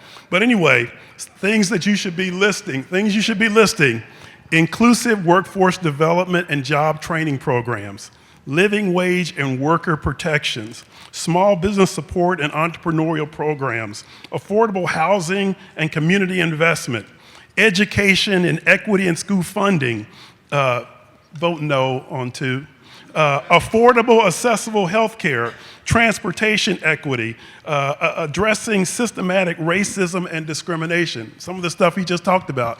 Those are all the things, and they're all, in a way, economic. And so, again, just keep that list in mind and speak to it. And again, I will tell you this too, one last thing, and I know I'm not supposed to say this, but I saw such a shakeup in Louisville when we started doing that marching. Boy, that really affected things. You should have heard the talk downtown. And so again, I'm not telling you to go out and march, but again, I saw marching do a lot of stuff. Okay, and if anybody has a problem with that, tell them it was my son, Tim Finley Jr. Yeah, I was going to say he's a true professor because he took notes and wrote them down like he was giving a lecture. Right. But the other thing I would say, too, is when you talk about the biggest threat, and watch what's happening, because I can say this because I don't work for government no more. Exactly. So you saw the pendulum swing, change of policies. You saw a lot of donations, a lot of things happen for African-American people, right? Now you're seeing this shift going back the opposite direction. And that's the biggest threat if people don't pay attention. Right. Yeah. Anybody else want to come? Go Yeah, ahead, Nicole. is it okay? Thank you. And so, Pastor Tim, I got you down that you said it, and not your dad.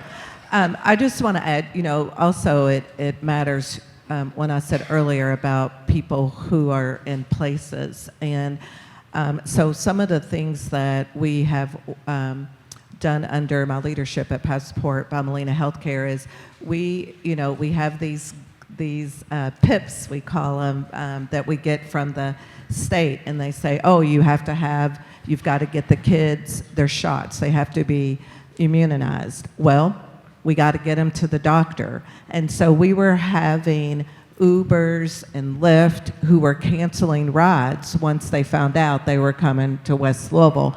So we hired a Black transportation company. And so they are not afraid. So we have to meet people where they are. During COVID, we held, we had testing sites at all of the Black churches, and we did it when the people were there, on Wednesdays, on Sundays, and we took it to the people. And so you've heard that we donated the property at 18th and Broadway to JCPS for the first middle school in West Louisville in 75 years. So when we're talking about access to care, and I suffer from hypertension, so when we're talking about access to care and we're talking about food insecurity, we have a grocery store at 28th and Broadway that we're having to constantly be on them about serving fresh food at a grocery store. And so we have that, education, if you don't have a place to lay your head and you're hungry. And we can give food boxes all day long, but if we put a squash in there and don't tell someone how to cook a squash, then what good are we doing, right, to these? And so there are all kinds of partnerships that we have in this community that we need to make sure that we are supporting. There's the Boys and Girls Club, there's Big Brothers and Sisters, there's all kinds of things that are taking place in the community programs that we're catching young people when they're young. We're educating them, scholarships, Simmons College, giving scholarships to make sure that we're also educating Black health professionals. And we have two folks, good friends of mine, who are here from Simmons College today. So representation, all of these folks. I worked with Dr. Brandy Pryor when she was at Metro and doing the work. And it's hard, so you have to keep pushing, but make sure that we are getting people in places so that they are able to help push our agenda forward. Thank you, Nicole, for that. We're going to go ahead and ask. Hello, let me jump in here for a minute. Janice, I'm sorry, Janice. I had we a have little moment to there. Sorry understand, about too, that we need to take responsibility for our own knowledge, because nobody's going to volunteer to give you information.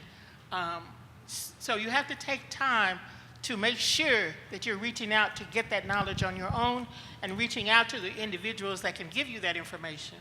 I heard a lot about the legislature. There are federal laws, and I think we're going to talk about that just in a minute, that you need to know your rights. We need to inform ourselves on our civil rights and what we need to know, and reach out to those people that can give us that information. Don't wait for someone else to bring it to you. You need to ask.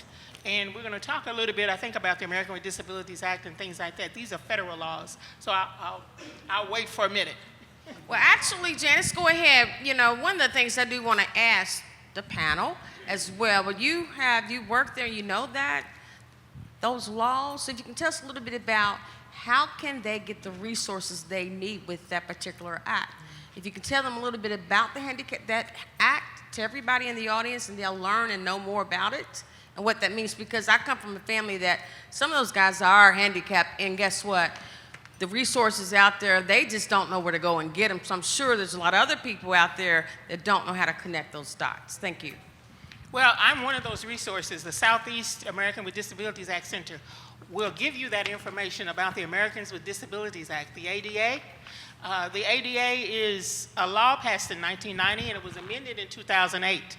And it removes systematic barriers for people with disabilities, and provides legal protections to do that. You need to know that. Now, what are the 5 acts of the American with Disability Acts? The first one is Employment. Employers under the American with Disabilities Act are supposed to give you help, accommodations, okay, to help you when you develop a disability. Now, it does not mean a disability only on the job. It means a disability, okay? And you need to go to your HR person and say, hey, I need assistance. You don't have to use the word, I need accommodation, okay? And you're gonna have to tell someone, you know, what you need. But you have to be careful too about HIPAA, you know, and protecting your healthcare information. So that's that's Title I. Title II of the ADA talks about what you will need to do and what you are entitled to in state and local offices. And that's where the American with Disabilities Act, and that's where the health care comes in. When you go to the doctors are obligated to help you. The buildings that you see, that you go in, they have to be accessible. When you go to the doctor and you need help getting on the table, when you go to the doctor, when you need help about communications, the print has to be a certain size. You need to know your rights under the ADA. Title III, public transportation, public accommodations, okay? And I've heard a lot of discussion about that already. You have the right under the American with Disabilities Act, under Title III, to have public accommodations in restaurants. You know, those menus need to be larger. In healthcare, in parks and recreation, public accommodations, okay? You know, the sidewalks that you see that are down, I used to think, wow, that sure is nice to have that. You know, somebody's being real nice. It's required by law, okay? And a lot of other things. I can't go into, you know, detail about everything, but know the rights under the American with Disabilities Act, ADA. You have civil rights to do that. Title IV of the ADA talks about telecommunications. You know those captions that you see? Oh, it's so nice. They put the captions on. Well, they're required to do that by law. Okay? And you have the right. You know, you need to educate yourself on those things. And Title V is everything that's not in Title I through IV. Okay? So you need to know that. You need to know your rights. And the Southeast ADA Center, we have exclusive detailed trainings on how to educate people about the ADA. Okay? I will come to do your presentations and let you know what the Southeast ADA Center does. And that presentation is free. Okay? And some people I can't understand, let me come in. Okay? And that's disappointing, but I keep knocking on their door. So my outreach is in charge of minority communities, but I help anybody, okay?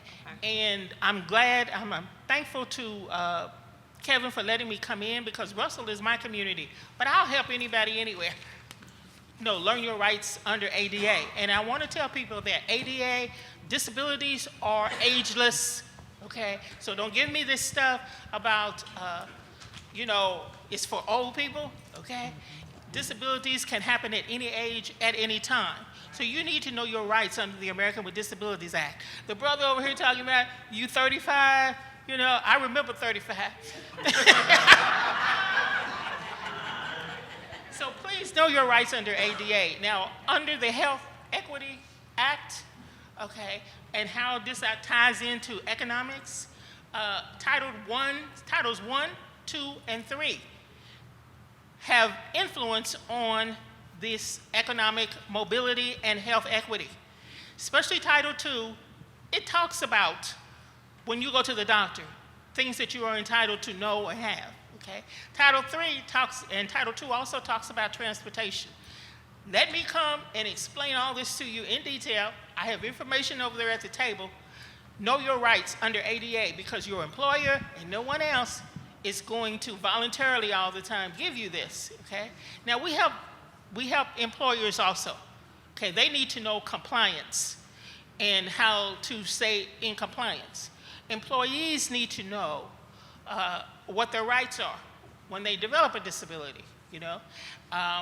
We help organizations understand, and we help communities. So don't wait for someone to voluntarily come to you.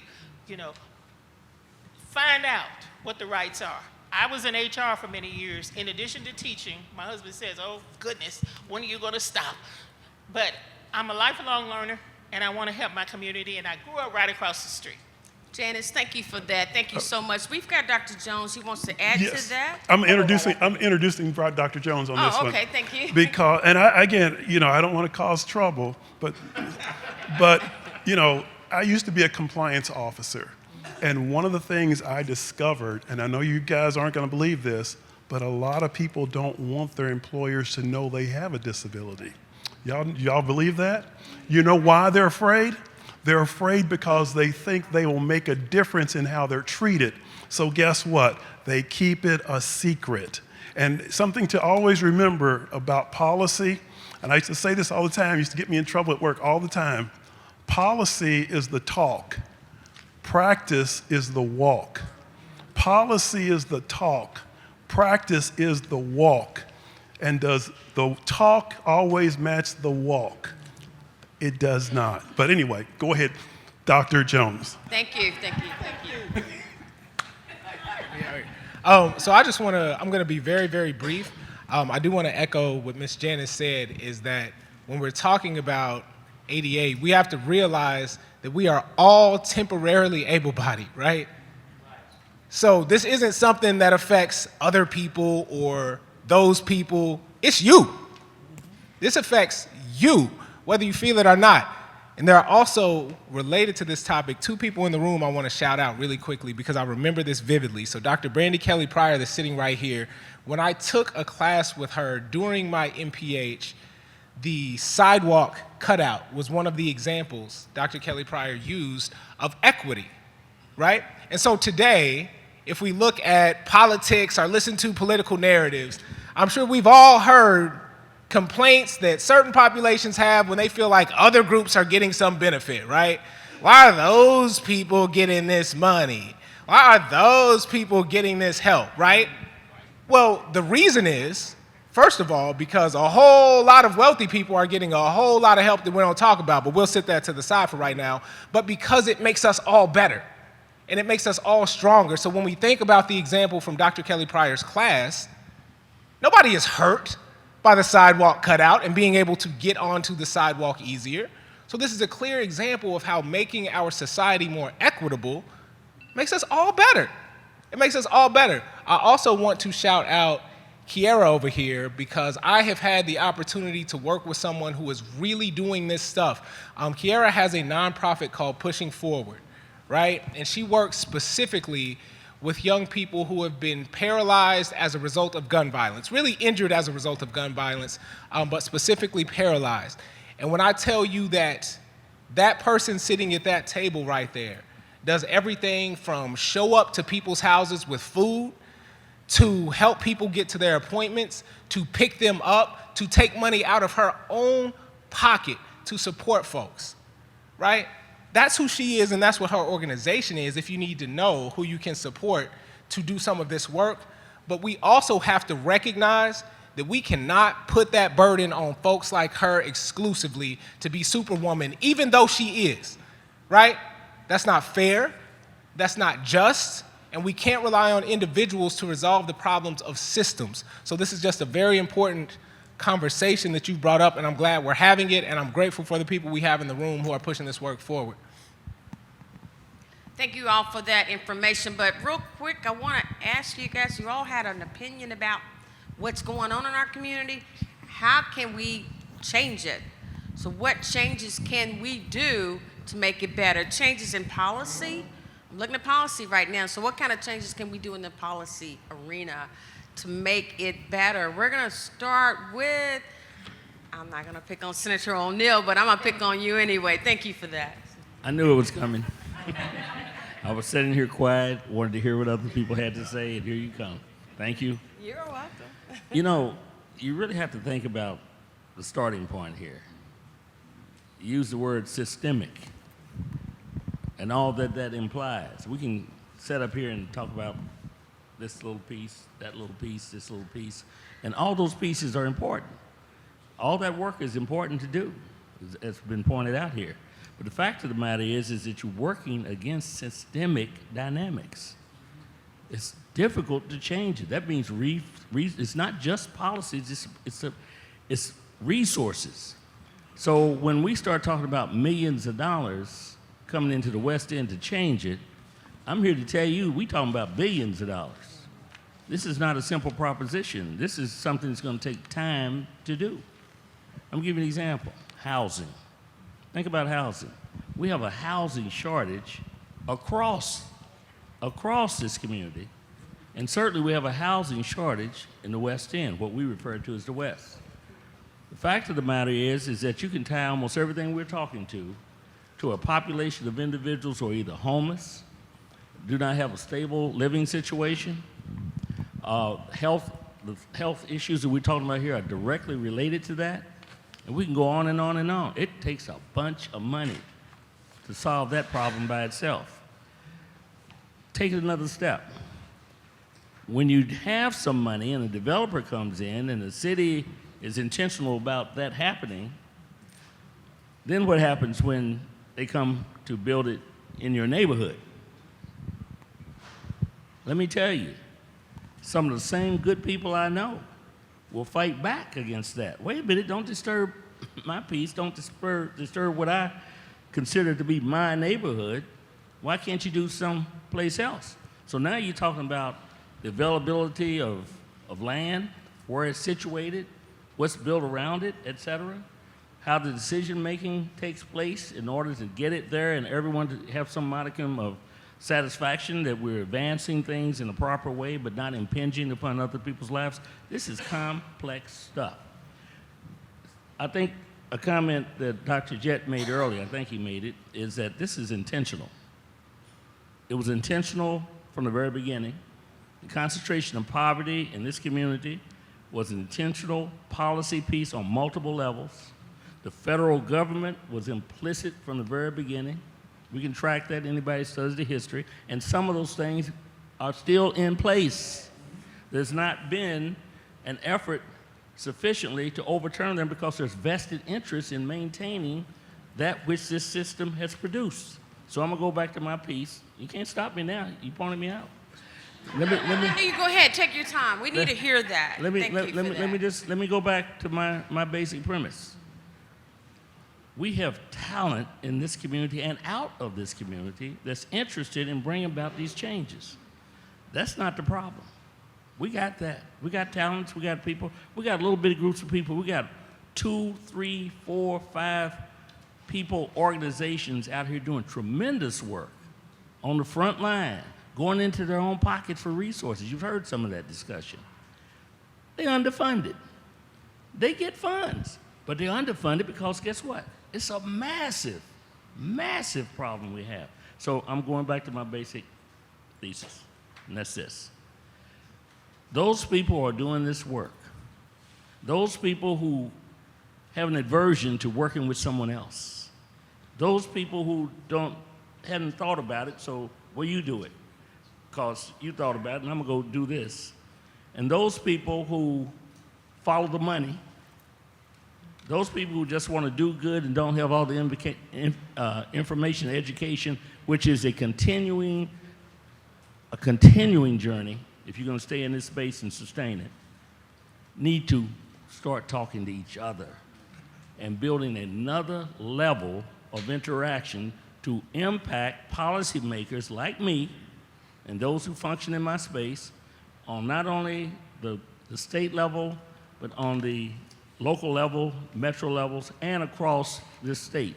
Because what happens out there in rural Kentucky is actually impacting what's happening here. And policies that are taking place here are impacting out there. So this is huge. I don't say this to discourage you or et cetera, but the fact of the matter is it's systemic. It was put in place and people have vested interest in it, even down to people who live in their communities that don't want them disturbed. This is complex stuff, folks. We got to talk across another kind of platform to deal with those issues and prioritize those things to create space for other things to happen, including the allocation of funds where they need to be allocated. Thank you so much, Senator. Go ahead, Dr. Jett. So I'm gonna take y'all to different levels because I said that the policies that were made, they were made very intentional to impact people. So we know what the policy of redlining did for African American people, right? If we go back and look, a lot of times we had policies out there that talked about that there was more black people in poverty than white people, right? That was used very divisive, right? The media uses that very divisive, right? Where in fact you have more white people in the country that are in poverty, they use Medicaid than African American people, right?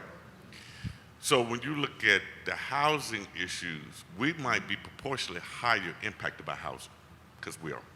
We're more proportionally impacted by lack of food access and health care. All those policies were intentionally put in place. So when I think about today, because Park Duval, we provide services in rural community and in Louisville in several places. Healthcare is the last thing that I'm worried about.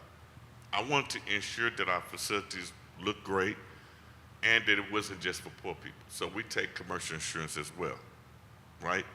We provide almost everything. But if you come into my facility, that's a downhill approach. I realize I need upstream approach because the policies about poverty impact your long-term living, right? The policies about education. So it's very important to pay attention to Amendment 2 and where your rights are going, because they have language that says notwithstand in the Amendment 2 that is just not applying to schools. It applies that Frankfurt could take away and do what they want to do in every other arena.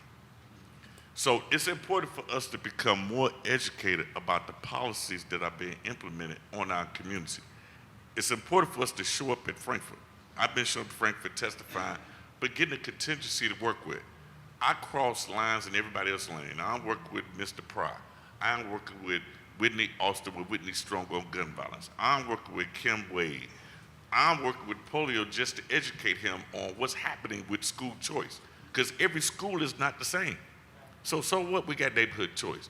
Shawnee in Central is not male, it's not manual. I'm working with Senator Neal on policies to make sure that he understands and I understand how policies impact the community. And we constantly have to unravel the policies. When we stay in silence, then it's being done to us and against us. Thank you. Anybody else want to chime on that Vote no particular? on Go ahead. Constitutional Amendment 2. Spread the word. We have an opportunity. It's facing us now. Okay, we want to move it, shift it to a different question because I've been hearing collaboration, more collaboration, and that's important. We need to collaborate. But my question is to all the experts right here, how can we collaborate between healthcare providers, our community providers, community organizations to strengthen, to address systemic barriers in our community?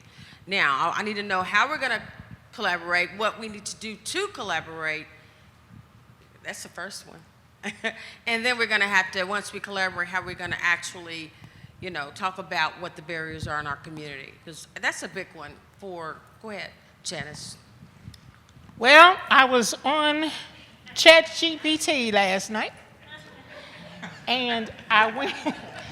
Can you explain what that is? Because a lot of people don't know what Okay, that is. ChatGPT is part of the new Microsoft pilot program, and I learned about it a little bit, word of mouth, but I also went through Sherry's program at the University of Louisville, and it talks about Microsoft Copilot and Microsoft ChatGPT. You can go in there and ask them anything. It's more specific than Google, okay? So thank you, Sherry.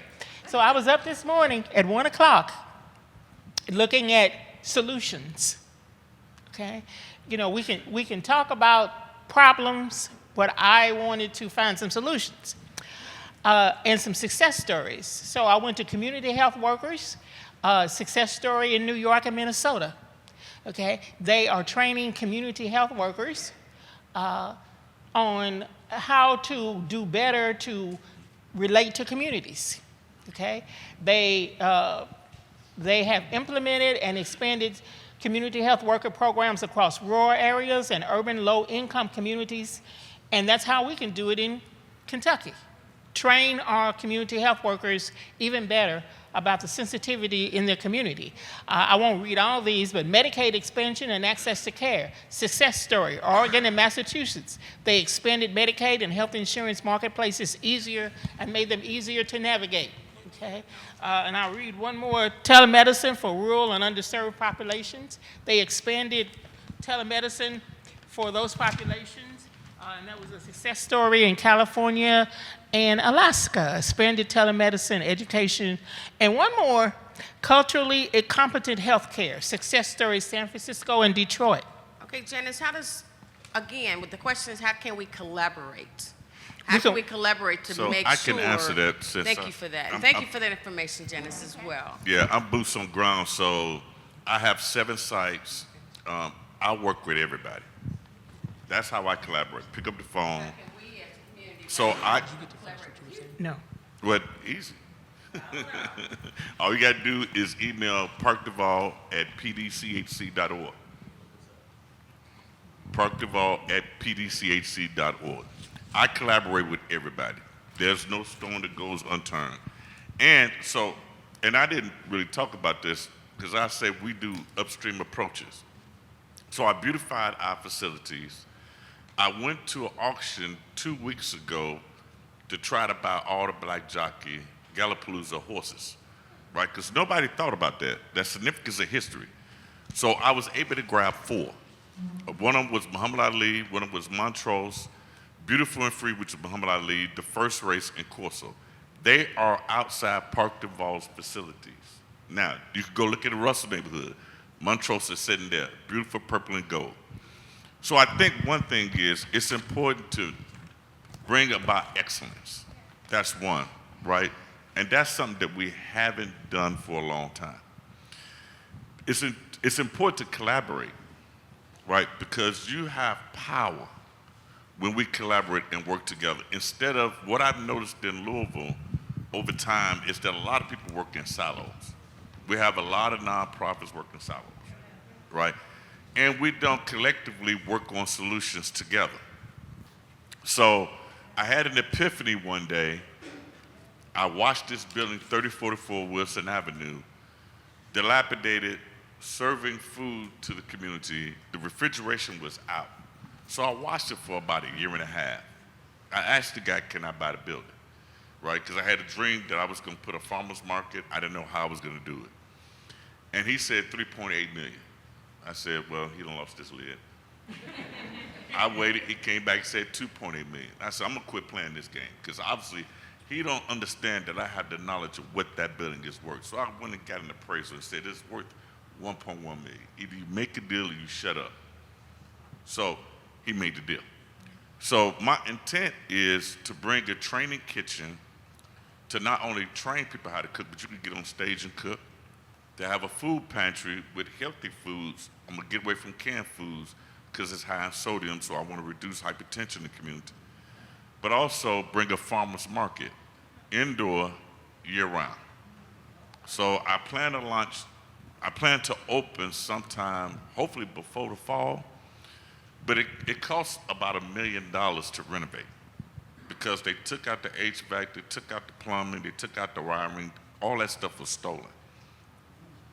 But it's important to provide this to the community, because that's an upstream approach and a solution long-term to improve the West End. That's something that has never been done in the history of the West End Louisville. Thank you for that, Dr. Sharon, Jett.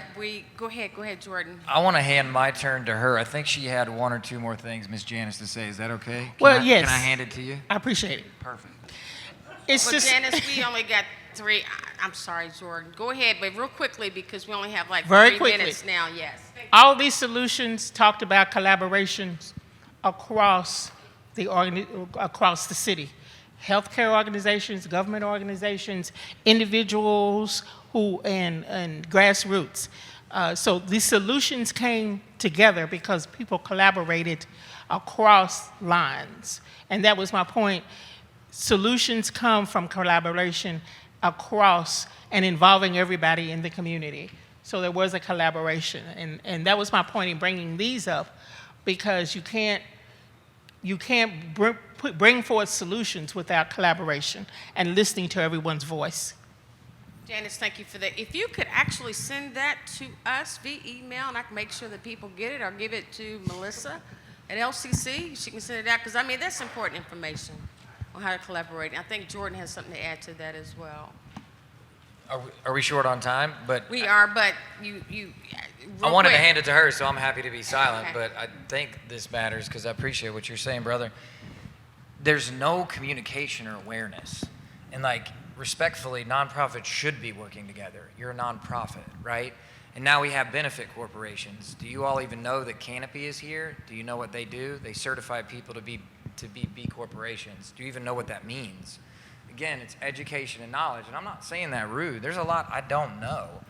You know, I'm humbled to be here, like I said, but dude, I got 6 restaurants in this city, and they're all healthy eating. I went to the city. I tried to work with them. I got bus passes to make sure that we were recruiting from the West End to bring people in. I was on the radio show with Mr. Fields. It was amazing. And you too, Doc. He's a lot smarter than me. But I know the restaurant game. And I told him, it's amazing to me. I'm not even going to say who it was because it'll probably get me in trouble, and I want to live. But like you said, Miss Kenya helped me to be bold today, right? And I don't have a problem being bold, but obviously I'm a white dude up on this stage. So I gotta make sure I know what I'm talking about. My point in saying this is, we, and a very important individual, which I am not, but a very important individual who is connected to people in the government, we tried to put a container farm here. They wouldn't even give us a plot of land. We had $1.5 million sitting in an escrow account that we showed them and told them about, and this person alone, based on their merit, should have gotten it done. Guess what happened? They went to Indy to do it. I didn't know he was doing that. How do I not know he's doing that?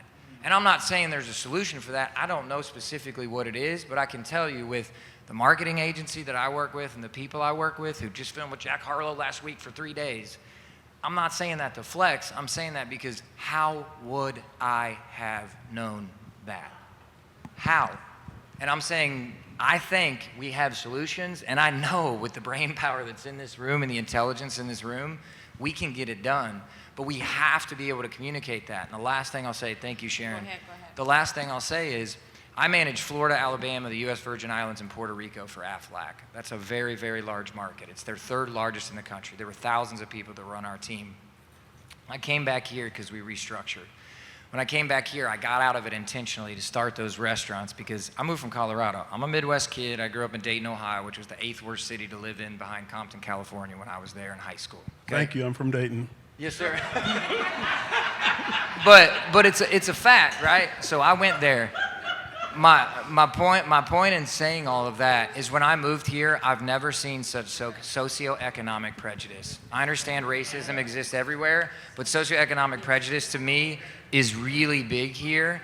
And all I got to say respectfully, let's make sure we exchange numbers because I want to get involved and I want to help. But we have to figure out a Twitter, an Instagram, a Facebook, insert TikTok, insert whatever here. We have to figure out an app that is going to socially connect these people to good initiatives. And we have to make sure that the nonprofits know the for-profits. I brought up the AFLAC example because I worked for their biggest competitor. Do you know what made me the most successful and got me that job down in Florida? I went to the AFLAC people when I worked for their competitor, and I made best friends with them. Everybody's like, that's stupid. They're your competition. They're going to take advantage of it, and they're going to beat you up. And I'm like, no, they're not. They're good people. And I can't write all the accounts in the world in insurance, but I can write some, and if it doesn't work for me, it should work for AFLAC. That may be a goofy example, but to me, it's exactly what we're talking about right now. Don't be afraid of your competition. Work with them. There's enough money to go around. There's enough money. Sorry, I try to be short. I'll say this. I grew up in a place in Dayton called the Notorious DeSoto Bass. It's still called the Notorious DeSoto Bass because it is a brick city. It's projects. But I will say this, and again, no disrespect, but sometimes it's hard if you're white to imagine what it's like being black. First of all, give these guys a round of applause. They've been excellent. And I'm going to go around the panel real quick. I'm going to start with Janice real quick. 30 seconds. Give a tip to the audience or any advice you would like to share 30 seconds, everybody.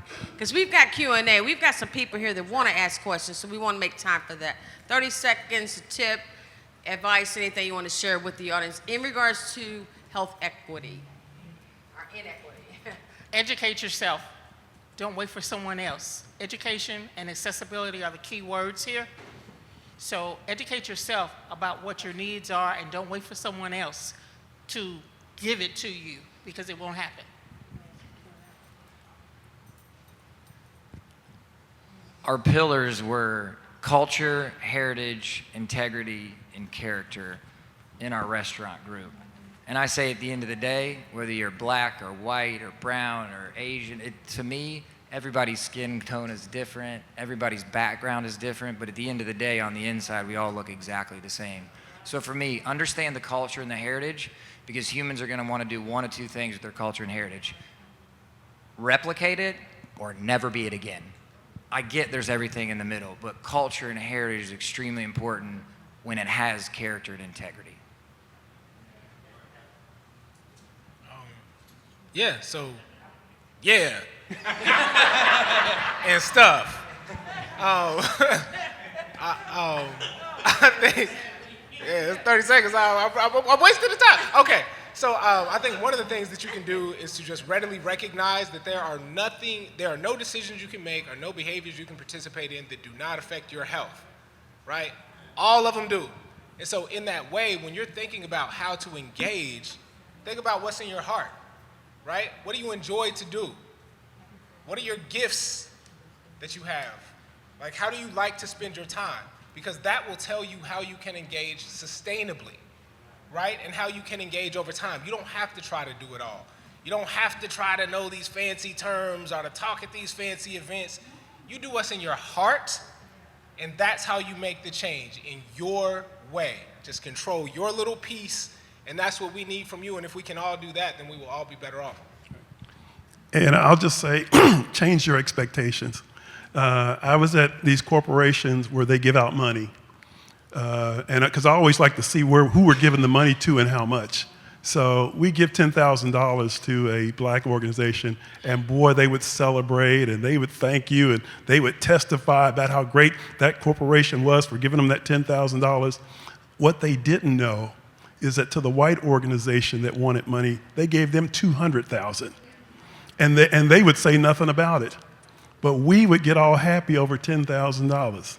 Yeah, we got to change our expectations. They wanted me to be happy just to be there and have a job. I said, I want more than a job.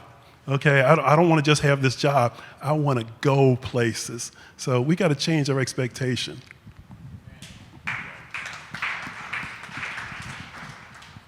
I would say break down the silos. Communicate with each other even when it's uncomfortable. Become intentional and then act on it. It's the same thing you do when you try to deal with your home, when you're trying to proceed with your life, but we have to do it on another level with each other. Breaking down those silos and communicating, which leads to collaboration, is the most important thing at this point. I would say, equity equals fair, and equity equals, it equals fair access, right? And so what we also want to do is get involved. I say it all the time, vote.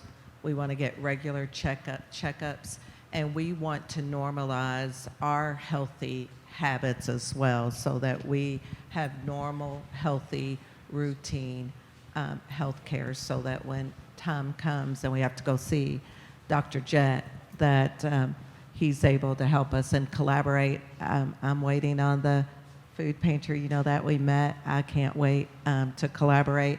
And I will say that there's a lot of collaboration that we're doing in this community. You can't do everything. It takes money, so get in where you fit in.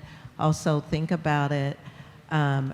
When we think about a room, don't think about it as a pie and there's only 8 slices, but think about it as a space, and there's plenty of room for people, so that we're not having, and I don't like this, but I'm going to say it, so that we're not having the crabs in a bucket mentality, but that we can work and figure out where we fit in and what we can do to help others. So first,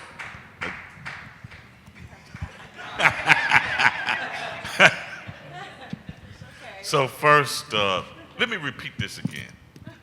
I'm gonna bring an indoor farmers market to the West End for the first time in 150 years. Everybody You heard it clap. here first. Awesome. And that's God's plan, and I'm not a rapper. He thinks he is. But you know, the thing is, so I say I'm the second coming of the People's Champ. So I bought that Muhammad Ali Beautiful and Free horse. I bought it myself, right?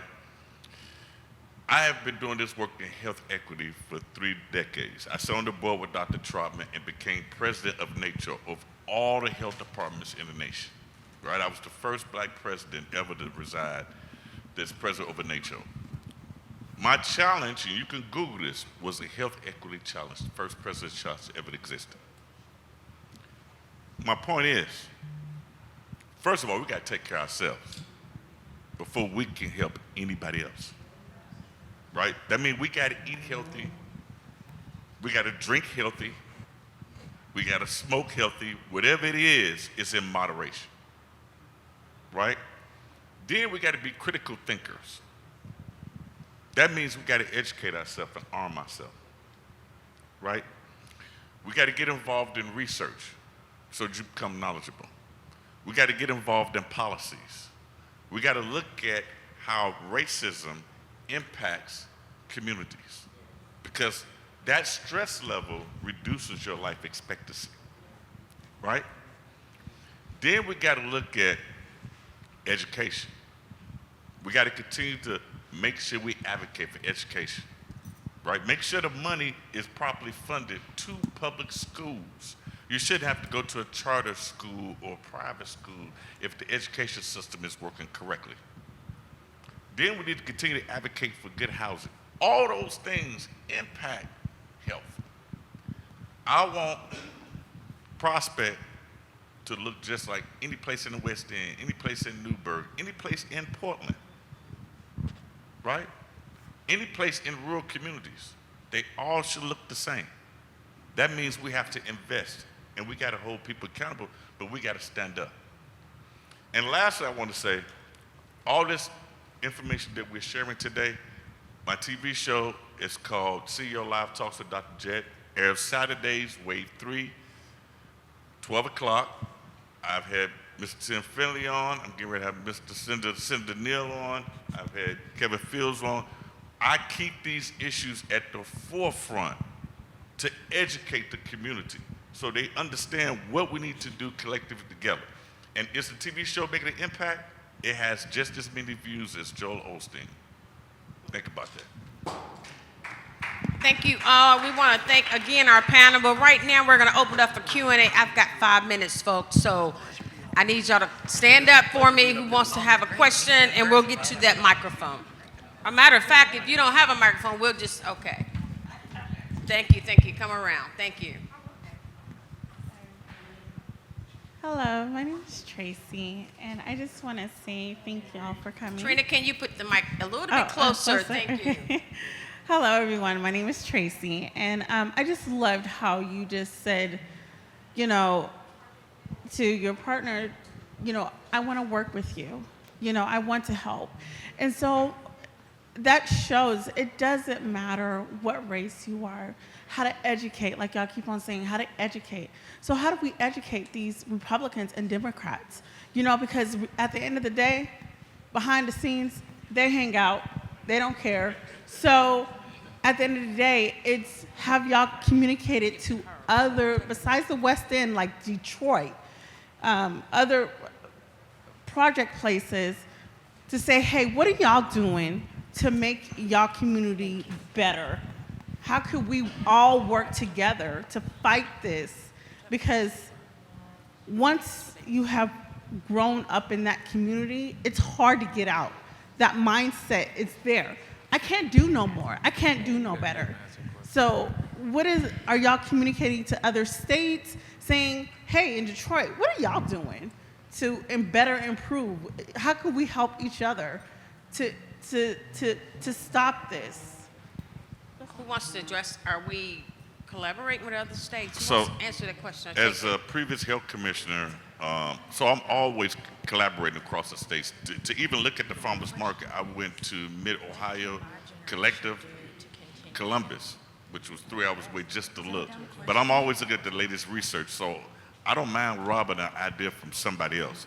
But the other thing, too, you said something critical is we have to get outside of our own mind and comfort zones, right? So I have no problem in collaborating. I collaborate with anybody if it's going to bring change. And I have no motive because it's for the people. Thank you, thank you. I want to thank the panel. We hear a lot about intergenerational wealth. And on the panel, I do see what I'm terming intergenerational leadership.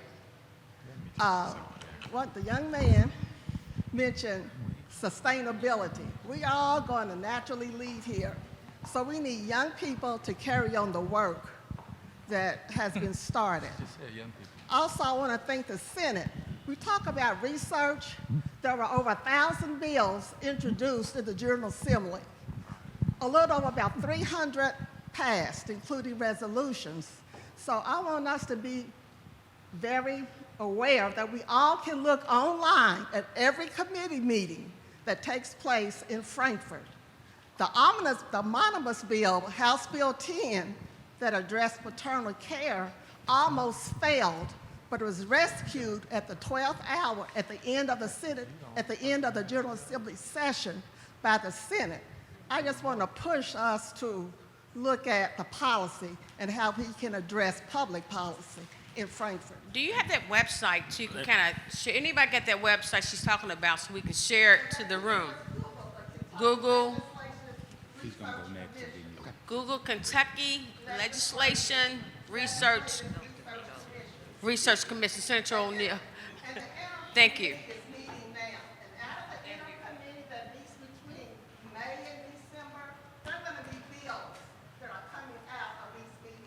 Thank you. I'm all about sharing the knowledge. Thank you for that. We appreciate that. Thank you. We've got, go ahead.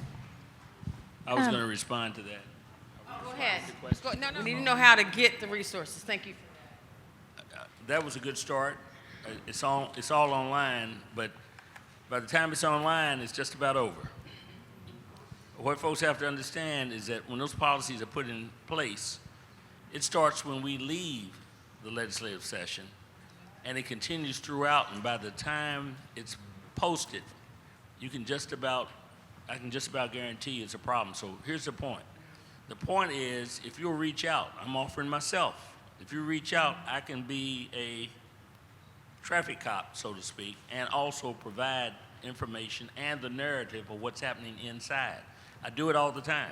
I just don't have enough people engaging that want to follow through. So I encourage you to do that. I offer that, and I look for that, and I will receive you, and I guarantee you, you will get some information you can say, wow, so this is how you do this. This is how I can impact it. So thank you. Yeah, not just give a shout out, but let's give a shout out to Senator Neal to make sure that he said we can contact him for any questions, etc., in regards to this particular topic. So I'm a college student. I'm going to school to become an educator.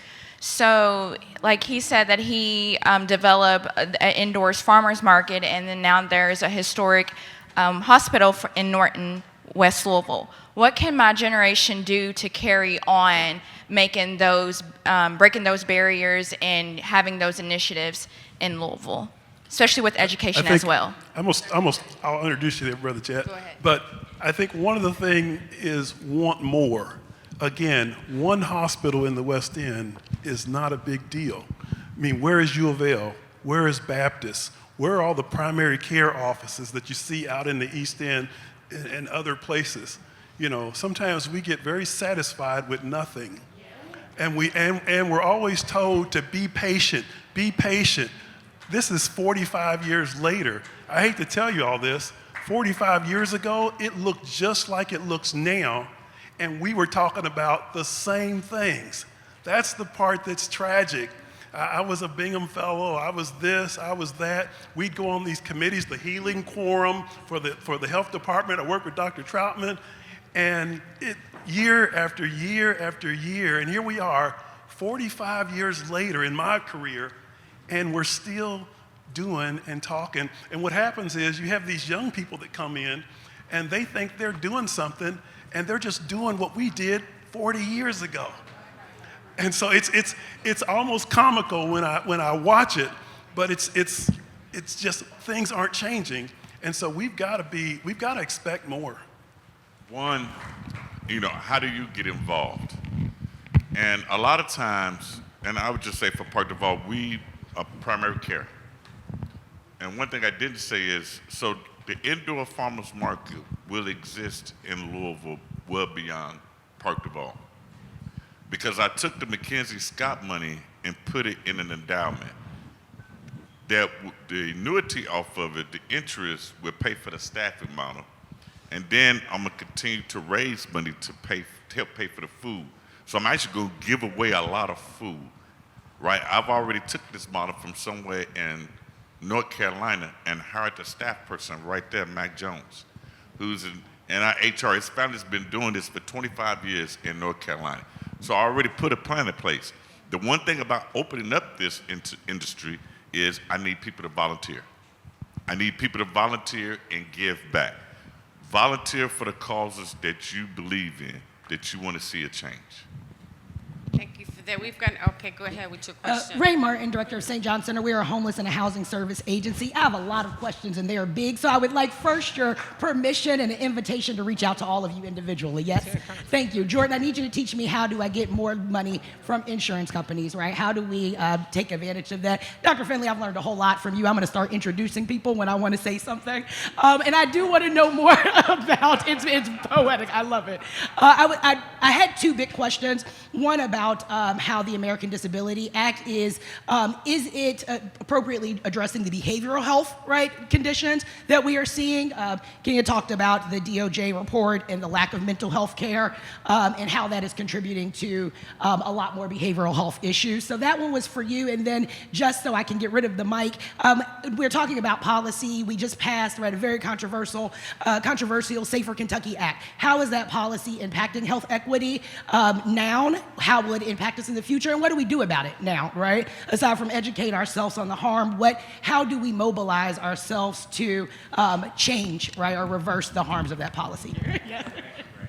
I'm glad you brought up about the ADA. It covers mental and physical disabilities. And it forces the employer or the society to look not only at the condition of the person, but also look at qualifications, okay? So that is a very good question. It's physical and mental.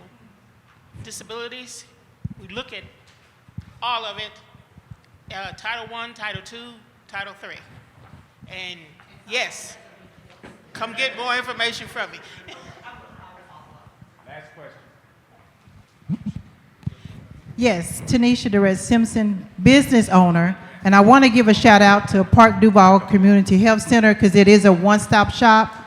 And I used to work there, but by me being self-employed, I just want to give a shout out because your intake people constantly kept reminding me when I come to get my health checkups, go to the enrollment department to get health insurance. Go to the enrollment department to get health insurance. But with my pride, I said, oh no, I'm not going to do that.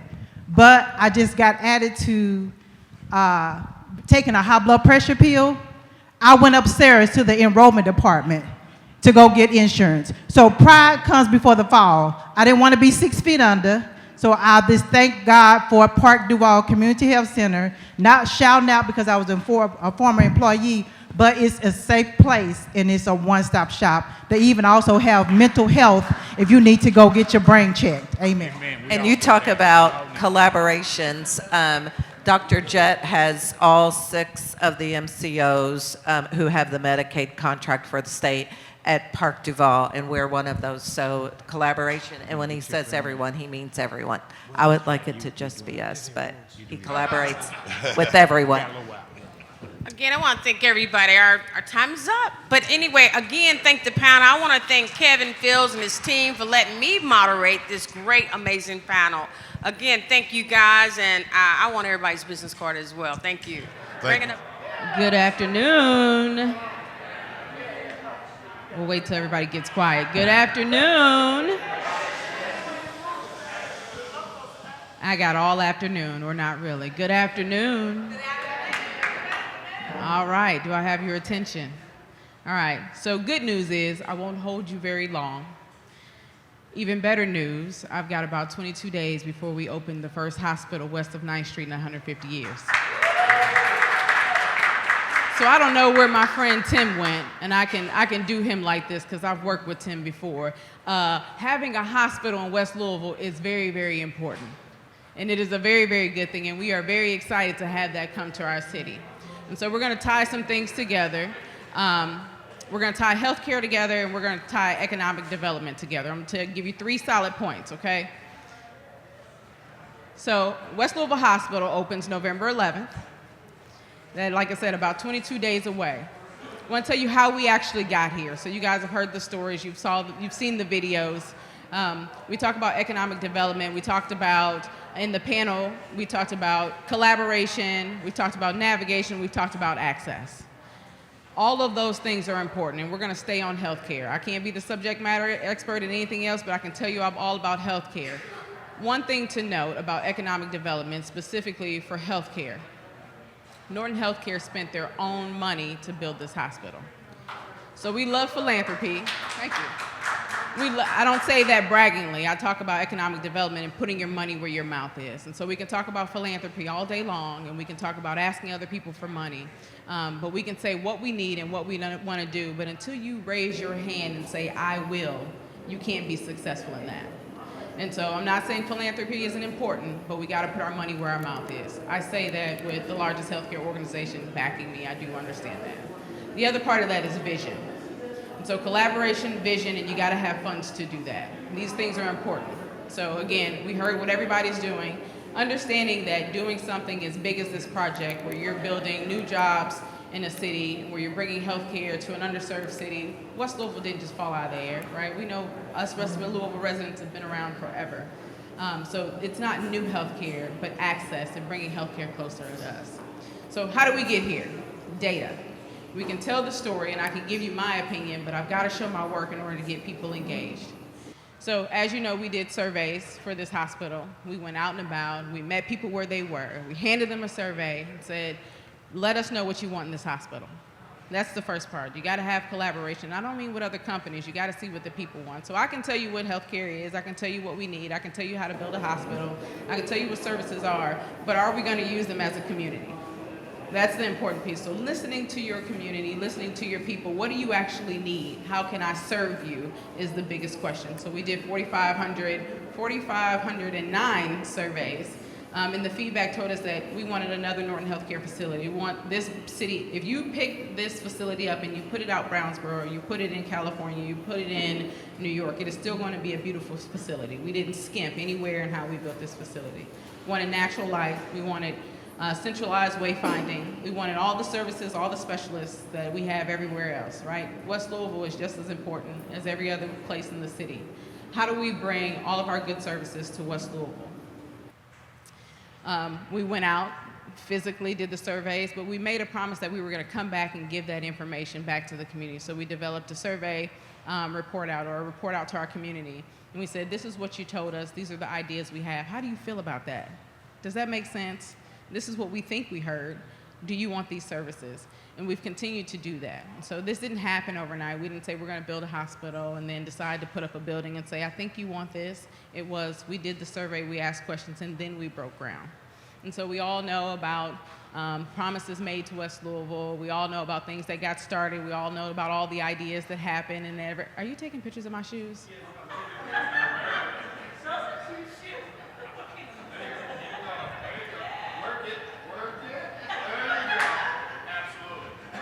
I was like, why is he pointing the camera down there?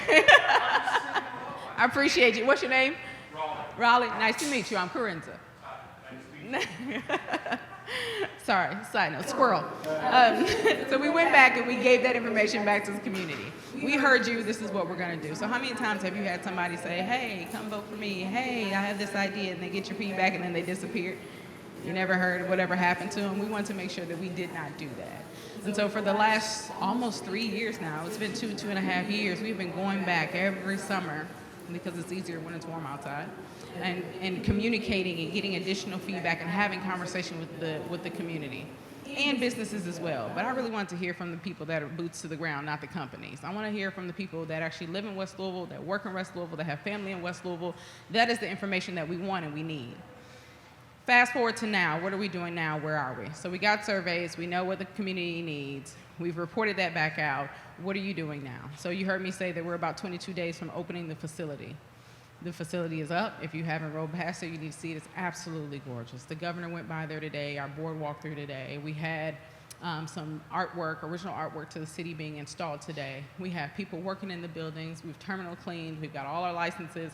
All of those things have already happened. The facility is ready to open. We've technically had 2 patients already, even though we're not open. It's another story for another time. But we were ready for them. But supplies have been delivered. Like I said, we have people doing terminal clean. Everything's been signed off on. Now we're activating. So what we promised is what we're doing. That doesn't stop here. They say when the facility is done, oh goodness, you can slow down, you can relax, you did a good job, pat yourself on the back. No, absolutely not. The conversations continue to go. The questions keep happening. We adjust when patients come through the door. So first patient 1111, we'll continue the surveys. We'll continue to get feedback. We'll continue to invest. Those are things from an economic development standpoint that have to happen, not only in healthcare, but in general. The conversations have to continue. The money has to come in. And so I'm rambling a little bit and trying to get it in fast because I want to catch you guys up. But you got to understand the importance around listening first, putting your money where your mouth is, not just asking from a philanthropic standpoint. What is your business or your nonprofit doing to bring in money, not just soliciting others? So what is your point of sale for your business, for your company, to make sure that you're thriving, just in case somebody does say no, right? We are expecting other people to just give us money towards West Louisville. We've got to do the work as well. And so again, I stand up here and say that with a very lucrative company that stands behind me and says go forth and do great things, but that doesn't happen without vision and understanding that when we say access and healthcare for all, that means everybody, not just our Brownsboro location, not just our Women and Children's location, but including West Louisville. Okay? Couple of things about the hospital. I'm going to do a small advertisement here, don't judge me. We talked about community tours. Has anybody signed up for a community tour for West Louisville Hospital? I like it. Anybody else? Did you even know we were doing community tours for West Louisville Hospital? We got to stay informed. Y'all have been all over social media. We've been on the news. We've been doing word of mouth. Community tours. So the community tours are full, but there's a video that we will be showing at this hospital. We want to make sure that we're educating people on how to use resources. So I heard a couple of things during our panel about having access to certain things. We say that West Louisville is a food desert. We say that Kroger does not keep produce in that area. We do know that Kroger is doing a $1.2, $1.4 million upgrade to that facility. It's about having conversations and making partnerships there. But we also have to support the businesses in the area. And I don't mean just the big companies, the smaller companies too. If we have an issue with them not having produce there, we've got to buy the produce. I'm saying things that people don't say out loud. We're going to have honest conversations, okay? So if we don't support these companies, we don't support these businesses, they can't stay afloat. We can't ask them for money if they're not making money. Okay, so economic development means partnerships and putting money back into our own community, not taking it elsewhere. But we've got to thrive internally before we can talk about what people are doing externally. Okay, so let's talk about services. I'm jumping back and forth a little bit here. Services for West Louisville Hospital. Full-blown hospital. It's not a glorified immediate care center. It's not just a glorified primary care center. Full-blown hospital. Emergency department, bigger than our actual emergency department in downtown Louisville, Norton Hospital. I say that. Matt is the CAO there. I talk about him all the time. My hospital's ED is bigger than your hospital ED. You've got inpatient operating rooms, laboratory, imaging, ultrasound, CT, MRI. We got to utilize these things. And I'm not saying that because it's business. I'm saying that because we got to get our health in check. We talked about financial assistance. There was a lady, I don't remember where she is. There was a lady that spoke about being able to sign up for financial assistance. We've been promoting this and pushing it and offering that people can get pre-qualified for financial assistance. And I don't mean a government plan. I mean, if you don't have insurance or you don't qualify for Norton Healthcare, or healthcare or any insurance plan, we will do that through our foundation, and you can pre-qualify before you ever enter the door. And so removing barriers, access to health, access to insurance, those are things that we are offering in this facility. And that doesn't mean that the Park Duvals and the Shawnee Christians are not places that you should go, because you absolutely should, and they were there before we were, but we are going to be and want to be a partner for them as the hospital facility. And so if you have people that, don't qualify for exchange insurance or state insurance, we will pre-qualify them that for any Norton Healthcare facility. So whether it is my facility, whether it's in immediate care, whether it's in Indiana, any Norton Healthcare facility, including prescriptions, which brings me to another point. Does anybody know where the closest 24-hour pharmacy is? Go further. She said Dixie. Nope. Florence, Kentucky. For Kentucky and Indiana, the closest 24-hour pharmacy is in Florence, Kentucky. So tell you a fun fact. We did some work around what prescriptions come out of the emergency room. So people just kind of assume when you go to the emergency room, it's somebody leaves with pain medication, right? It's usually high-level Motrin or an antibiotic. So because we know that, we have a retail pharmacy within West Louisville that is open almost every day of the year. Only Christmas and Thanksgiving will it be closed. With that being said, it's open from 8 to 6 p.m. These are things that we heard back from the community.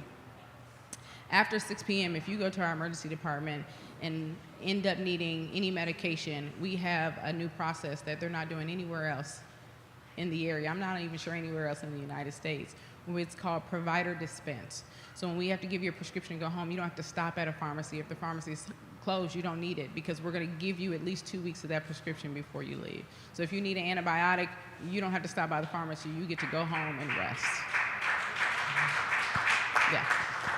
So being creative and using your resources, how are we answering our own call? We need this. We need to do better at that. How are we actually doing those things ourselves? Because nobody's coming to save us. And we know that. I'm not telling you anything the panel didn't tell you. I'm not telling you anything that you don't already know. But where are we moving our feet versus just saying we don't have or we can't do? So those are things that, just giving you examples of things that we're doing at West Louisville Hospital. What's another one? I told you about the financial assistance. I told you about the pharmacy, that green space that I told you about. I'll tell you about the green space, and I'll tell you about our Dare to Care pantry. So everybody, Dare to Care is about 2 blocks down from us, their executive office.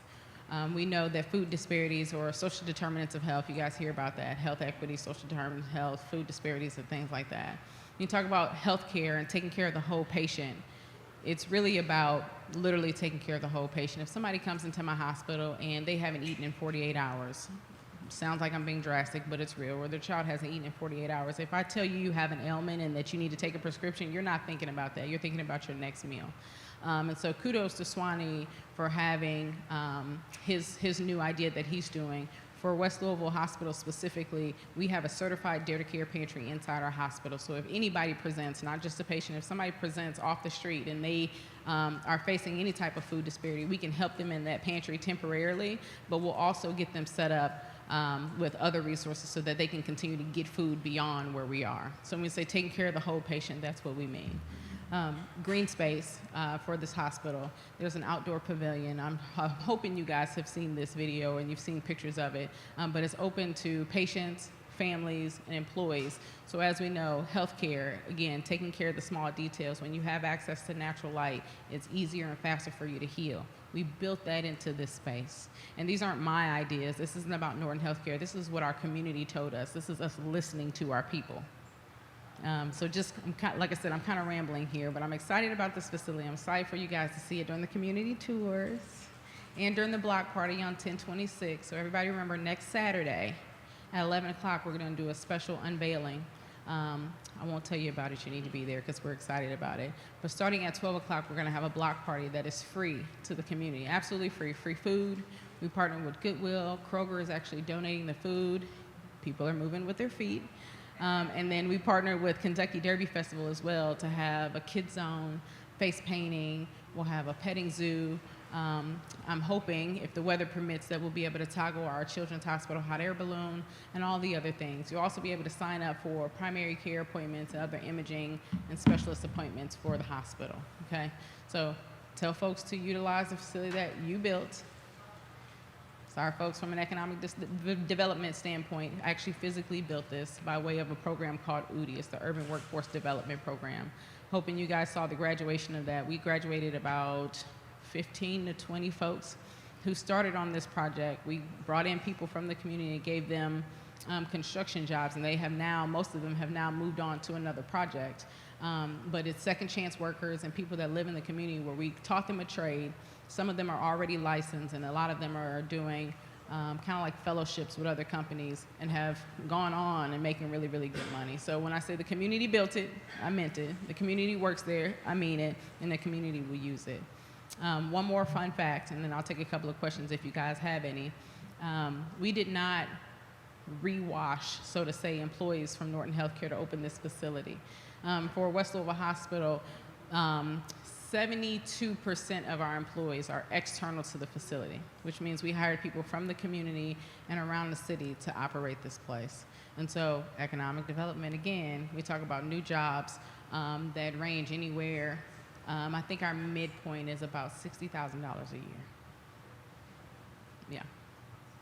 Yeah. So I'm giving you examples, not bragging on us, but examples of how you move with your feet and how you activate with your feet and you put your money where your mouth is. I'll pause there because I'm saying a whole lot and I'm giving you a lot of detail. What answers can I give for you? Any questions so far? Ooh, this is a quiet group. Yes, sir. Thank you. Mm-hmm. You said a morning panelist brought up trauma. Mm-hmm. Oh, as in a level of trauma. So West Louisville Hospital, he's talking about you're essentially asking, is West Louisville Hospital a level 1 trauma center? So no, that's a very good question. A question I get often. West Louisville Hospital is not a level 1 trauma center. So a medical education moment, U of L is the only level 1 trauma center in the city. That is by design. With that being said, a lot of Norton Healthcare physicians staff that level 1 trauma center. Our children's hospital is the level 1 children's hospital center. I'm not sure if you know this or not, but for something to qualify as a level 1 trauma center, there has to be every specialist on staff all the time. And I don't mean call, they have to be in the building. And so not one organization, not U of L, not Baptist, not Norton, it's kind of hard to do that in multiple locations, but it makes more sense to collaborate as a city with all healthcare providers to create one level 1 trauma center. With that being said, if something that is level 1 trauma associated shows to our hospital, we do have trauma rooms and we will stabilize the patient first before we send them to U of L. Yeah. So anything you can do at a level 1 trauma center, we can at least get them stabilized to get them where they need to go. Great question. Those are usually defined by city size and where the hospital lies. And so this is an access hospital, not a rural hospital, but an access hospital, which means there's another Norton Healthcare facility or another hospital within a certain range of space. Now, we would be technically considered a level 2, so to say. The focus is usually on level 1 because that is your full trauma hospital. Just like if you go to any other hospital location in the city, if something major comes there, we can treat and stabilize. I'll give you an example specific to Norton Healthcare alone. We found that it is easier to keep specialists in groups. And then we have a robust transportation program within. So we have our own transport team. I don't know if you guys have ever rode by Bowman Field and you've seen the big Norton transport sign. So we've got about 15 ambulances. We've got a helicopter and a couple of vans. That is our internal transport team. So we have actual employees that run that, EMTs that actually run that program. So for Norton Healthcare at large, there are different facilities that have different specialists. Now, if you go to Women and Children's and you need women's services, you can get that. If you go to Audubon and you need women's services, you can get that. But if somebody has something acute or something very, very specific that needs some type of specialty treatment, we will send them to the hospital location that has the highest level of specialists, if that makes sense. So all of our doctors cover most, if not all, of our facilities. And I can't speak for other hospital organizations because I don't know how that works. But for us, we can treat just about anything at, I would say, a med-surg level at any of our locations. But let's say if you have a stroke, any of our locations can stabilize you. If we need to go into specialist care, we will get you to Brownsboro to the stroke specialist. But we will transport the patient, if that makes sense. And your second question was around women's services. So we do know that about 70,000 people in West Louisville, most of them are women of childbearing age. At West Louisville Hospital, if you present to my hospital and you need to have a baby immediately, we can deliver that baby. It is best practice to get them to either Women and Children's, or to get them to Norton Hospital downtown, because Children's is right next door. And so you always want to do what is best for mom and baby. If you deliver mom, you want to have some type of child specialist and all the equipment and all the things closest to them, which is why the preference would be to get them to one of those facilities. Let's say mom delivers baby, something's going on, you want to be able to get them to a NICU. And so we don't have labor and delivery at West Louisville Hospital on purpose, because we don't have a full-blown children's hospital. With that being said, in the emergency department and in the outpatient setting in the Norton Medical Group space, we do treat children and adults. And so if a child presents to our emergency department, we can treat them, and we will treat them. Same thing in the medical group space. If you need children's primary care, we treat that, along with children's pulmonary specialists, sickle cell, and a couple of other things. That answer your question? Very good question. Yes, ma'am.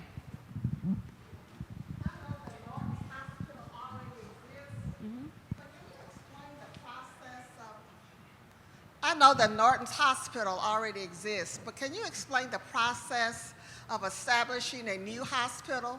Because even in some rural areas, they're losing hospitals, or they're having a hard time bringing in new hospitals or immediate care centers even. So can you explain that process that happened even before you started building the hospital?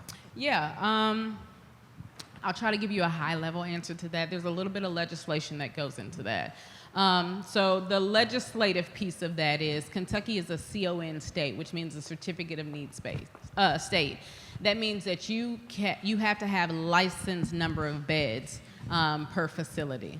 So for example, for us to build West Louisville Hospital, we had to take licensed beds from another facility in order to utilize for this. That's not necessarily a bad thing, in my personal opinion, because anybody could come into the city and build a surgical center or an ED or a hospital and say, you know, come to us, and they start operating on people for unnecessary reasons, or they just start to bring in money when people don't really need help. So you want to keep healthcare true healthcare. So that's the first piece of it, the legislation. You have to have a certificate of need in order to open a hospital or have some type of imaging or anything like that. The second part to that is, in due diligence, you want to research and take a look at the data of the surrounding area. To your point, there's a lot of places that are closing. Healthcare has a very small margin from a profitability standpoint. We are a nonprofit organization. There are for-profit hospitals. They operate in a totally different way, and I want no parts of that. But we are a nonprofit organization. Most hospitals, like I said, that margin is so small that if people aren't using services the way they need to, you can't keep your doors open. It's the same as any other business. If they're not using it, you're not making money, you can't keep it going. So that's why you see a lot of smaller areas, they can't sustain because healthcare is really, really expensive, and they don't make a lot of money off of those services. The process of doing that from a legislation standpoint, we touched that. We touched what that looks like financially. A lot of people are having issues with hiring staff. We talked about the closest pharmacy being in Florence. That's because in Kentucky, you can't get people to work past about 3 o'clock, and there's a shortage of pharmacists. Luckily for me, at West Louisville Hospital, we hired people that were on a mission to do great patient care and good customer service. So they came to us wanting to do those jobs. We didn't have to go seek them out. And so we're staffed and ready to open. But that's a lot of the reason why you see such a shortage and people closing different departments. You hear it nationally, people are getting rid of services. It's because people aren't using them and they can't stay afloat financially to do that. I'm sorry if I missed it. You may have touched on it a little bit before, but my question is about employment in the hospital. Mm-hmm. I think one of the best things about you opening a hospital in West Louisville is it's creating jobs that are good paying jobs. And there's been a lot of talk about groceries and other things that are needed. Before those things will exist, you got to have people that can be customers. So my question is, how many jobs total, and the range of income, and then and it may be too early to tell, but you know, what percentage of those people will live in this part of the city? Yeah, so a couple of different answers there. So we talked about the range. Midpoint is about 50 to 60,000 for the hospital. We have hired for the hospital people that will physically work in the hospital. So it's kind of it's a catch-22 there. So you have people that work physically in the hospital, and then we hired people within Norton Healthcare that are support for the hospital. An example of that would be you hire ultrasound techs, nurses, and doctors that work in the hospital, and then you had to hire additional IT and other roles that will, I will say remotely, but do other jobs that support the hospital. Some of that is in supply chain and things like that. So inside the hospital, about 385 jobs for West Louisville physically in the hospital, and then another about 100 additional within the system that will support that, along with other jobs as well. So that's two. What was the third one? Was people within West Louisville. So honest answer here, we have a lot of people. I can't give you a number because we're actually still hiring folks. We still have people onboarding. There are a lot of people that live and have previously worked in West Louisville that work at West Louisville Hospital. But if I'm being honest, that was not the number one aspect of hiring folks for this hospital. And I say this, I say it publicly, I say it all the time. The first thing was you had to have a calling to work here. Two, obviously you had to be qualified. And three, you had to be able to give me good customer service. That doesn't mean that anywhere does anybody not have that, but those were the three things that you had to have. We strategically recruited in West Louisville, but if you lived in Timbuktu and you understood the assignment and your calling was to do healthcare specifically for our community, then I hired you over somebody that just lived in West Louisville. Does that make sense? Yes. Mm-hmm. Yeah. So, and we've had people that have moved back to West Louisville that were originally from there when they took this job as well. Yeah.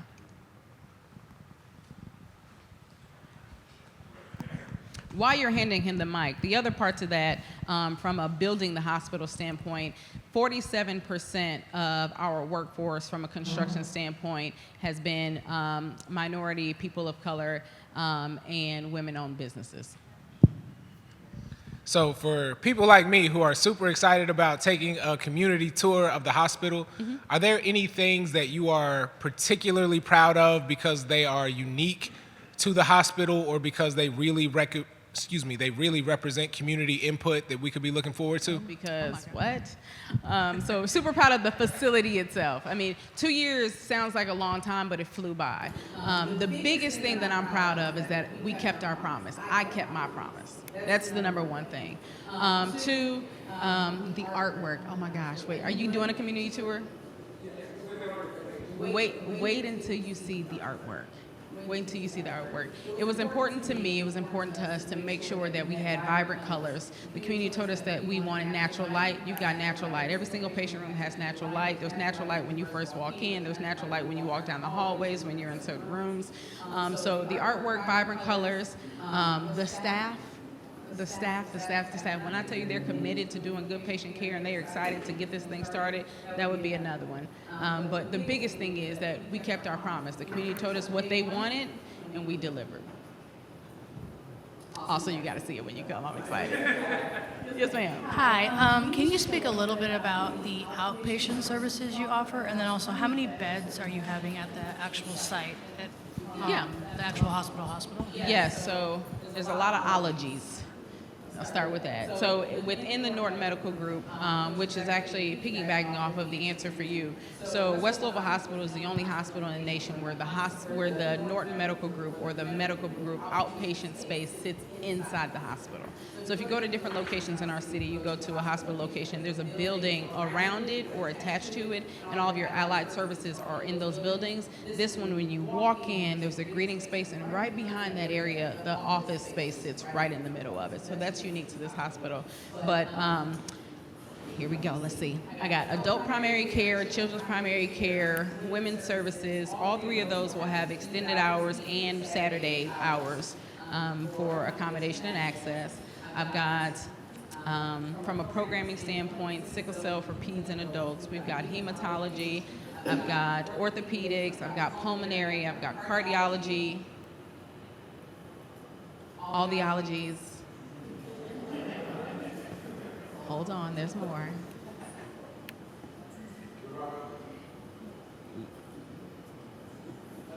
Endocrinology. I told you all the ologies. There's a lot. And there's a one-pager that we could probably get out to this group. As a matter of fact, Keidra has some information over here at the table that has a list of all the services on it.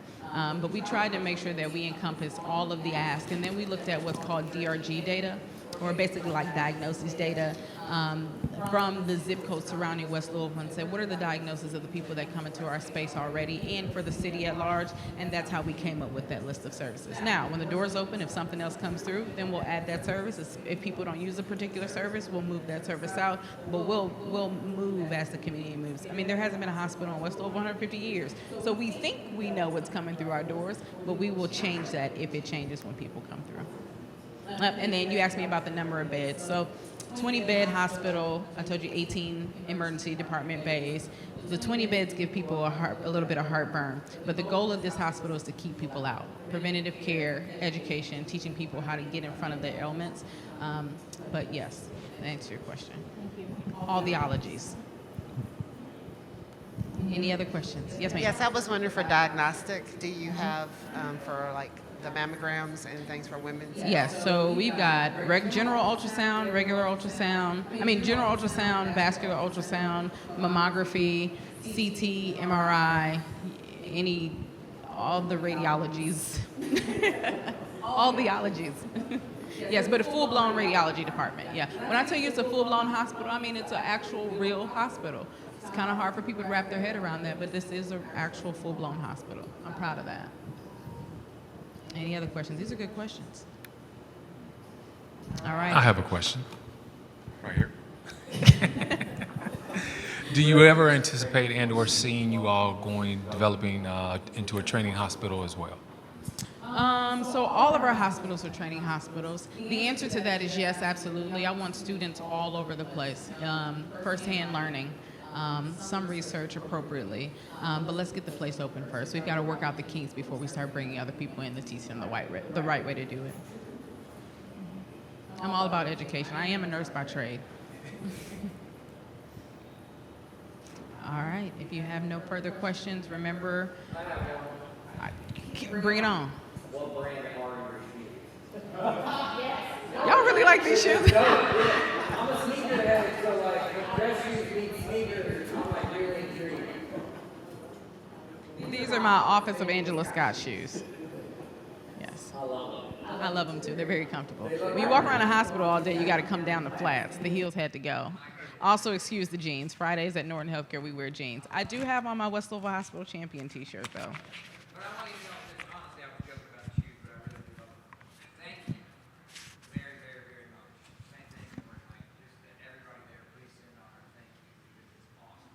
Absolutely.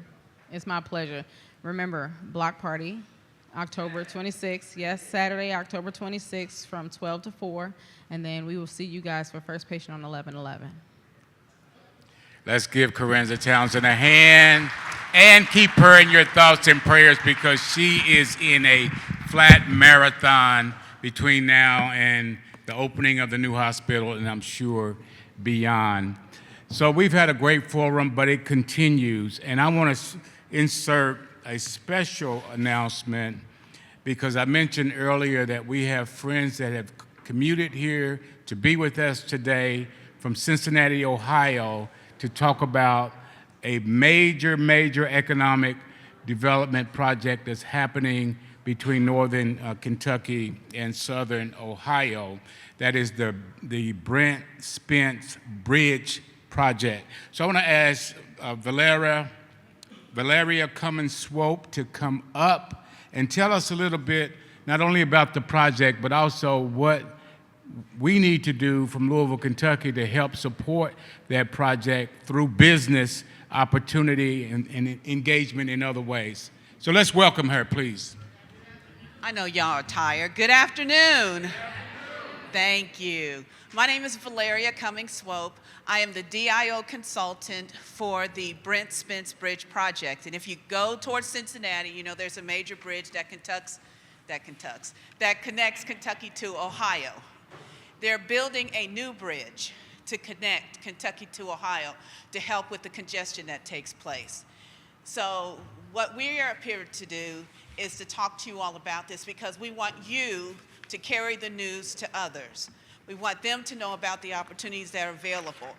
You've been sitting here all day talking about economic opportunities and economic changes that need to take place. And I understand 10 years ago or so, there was a bridge project that was done here in the Louisville area. And there were economic opportunities that took place then. So hopefully you learned from that and know what's available. So now there's a big opportunity. We're talking about 3.8, give or take, billion with a B dollars available out there. But it can't happen without a workforce. It can't happen without opportunities for businesses to take on opportunity to do this project. And they're looking for companies of all sizes to do all types of things. They need laborers. They need people who do steel, who do welding, who do landscaping, who do steel work, who do, I don't know, all that stuff that goes along with putting bridges together. They need people who do food. I thought that was weird till I found out if you have 700 to 1,000 people on a project and it's lunchtime, you can't leave and get back in time. 700 people can't. So they need food companies to be at the bridge so they can feed them. Never thought about that. They need cleaning companies. I said, why do you need cleaning companies? Well, because if you're a contractor down there and you have your portable office down there, somebody's got to clean it. Never thought about that. They actually need people who have portable companies to put up. So I mean, there's an array of opportunities for every size company in every size way. So what I want you all to do is to spread the word. Let people know what's available out there. Let them know this is a project that can be life-changing. It's going to be going on from now until at least 2030. So I'm asking you to spread the news, to talk to people about it, to let them know what's available. I know it's 90 minutes away, and for some that may be too far, but for others it may not be, especially if they can make some good money over the next 5 to 6 years. So I'm just asking you to spread the news, let your companies know, let others know. This is an opportunity that can truly make a difference. There are goals on the contract, which means there are opportunities out there. And our job is to help companies get certified to reach those goals, to make these dreams happen. So that's why we were here today. We heard you were doing an economic summit, and we wanted to insert ourselves to let you know about an economic opportunity that can make a difference. But it can't make a difference unless you all help spread the word. So I'm asking you to do that, to make it happen. Yes? We have some handouts that we laid on some of the tables, and I'll bring some more around that has the general information. I thought Penny left some, but I will bring some around to you so that you have the information. No, it's not that. It's a 8.5 by 11 sheet. I thought she laid on some of the tables. Yeah, she's got one back there. I don't know how the other tables got skipped, but I will bring some more around to you all so that you all know what's going on. But I just want you to spread the word and let people know, because I don't want you to miss out. Thank you, Valeria. And we hope that this is a preview of a networking event that will be scheduled within the next few months to have them come back to have an exclusive time to engage with our community to talk about how, that $3.8 billion can be used to empower some of the businesses of our marketplace. So listen, I know it's a long day, but guess what? We're not done, because it's time for breakouts. It's time for us to hear your voices. You've heard a lot from our leaders and our keynote speakers, all of our panelists, and we're going to ask Dr. Gabe Jones if he's still here. I know he was just over there. He and Dr. Swanee Jett, along with Dr. Tim Finley, will be leading some small discussions, one in the classroom right across the hall, and then two out in the atrium. And if you want to know which room to go to, if you look at your name tag, you have a colored dot. And there's 3 different colors. One's purple, one's green, and I don't know what the third color is. Red. All right, and so there are assigned 2 tables in the atrium and 1 in the classrooms that will give you that color assignment. And we're only going to spend about 30 minutes in a high-impact conversation to give you an opportunity to give more voice. And why is this important? 2, it helps us to collect more data, because we're committed to creating an impact report from this event, and your voices will be represented in that data. So please take that moment to find your group assignment. After the breakout, Dr. Gabe is going to lead us back into here for a closeout session where we would just hear, by way of wrap-up, the high points of your group discussions. So let's take that moment to do the breakouts. All right, you all, so I'm going to move rather swiftly in summarizing a little bit of what we talked about in our breakout sessions. Did you want to go first? I know you got something. Okay, so we'll kind of go back and forth with both of us from the 2 groups. Give me 1 second.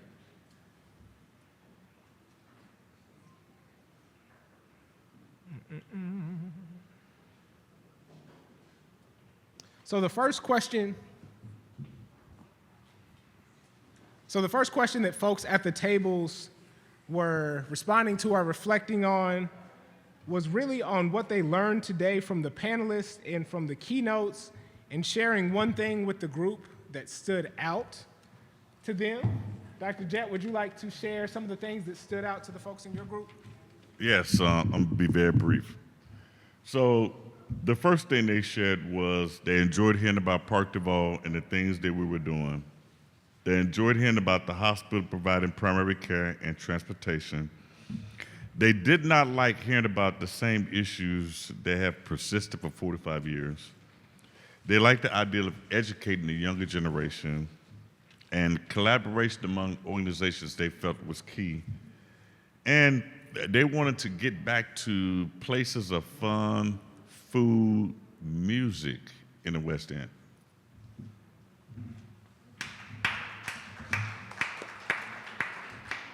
I love it. And one of the things that I really love about what you just said is because sometimes in these spaces, we can get in this mindset where we feel like fun and food and music aren't needs, right? But people in our communities deserve those just like everybody else. And so I'm really glad that you all spent time on it. One of the things that came out of our table was also that frustration that it seems like we're still talking about some things that haven't really changed. Like Dr. Finley mentioned when he was up here on his panel, we also talked about towing the line between not forgetting our history, but also being optimistic, right? So understanding that we're still talking about things that haven't changed, but we also have to have some optimism and looking forward to be able to do this work. And we talked a little bit about what it meant to unpack that. One person in our group, it was Kiara, said that one thing that stood out that she wrote down was this question of why in our communities do we have neighborhoods that people feel they need to escape? And she said that that was going to be something that she took away from this.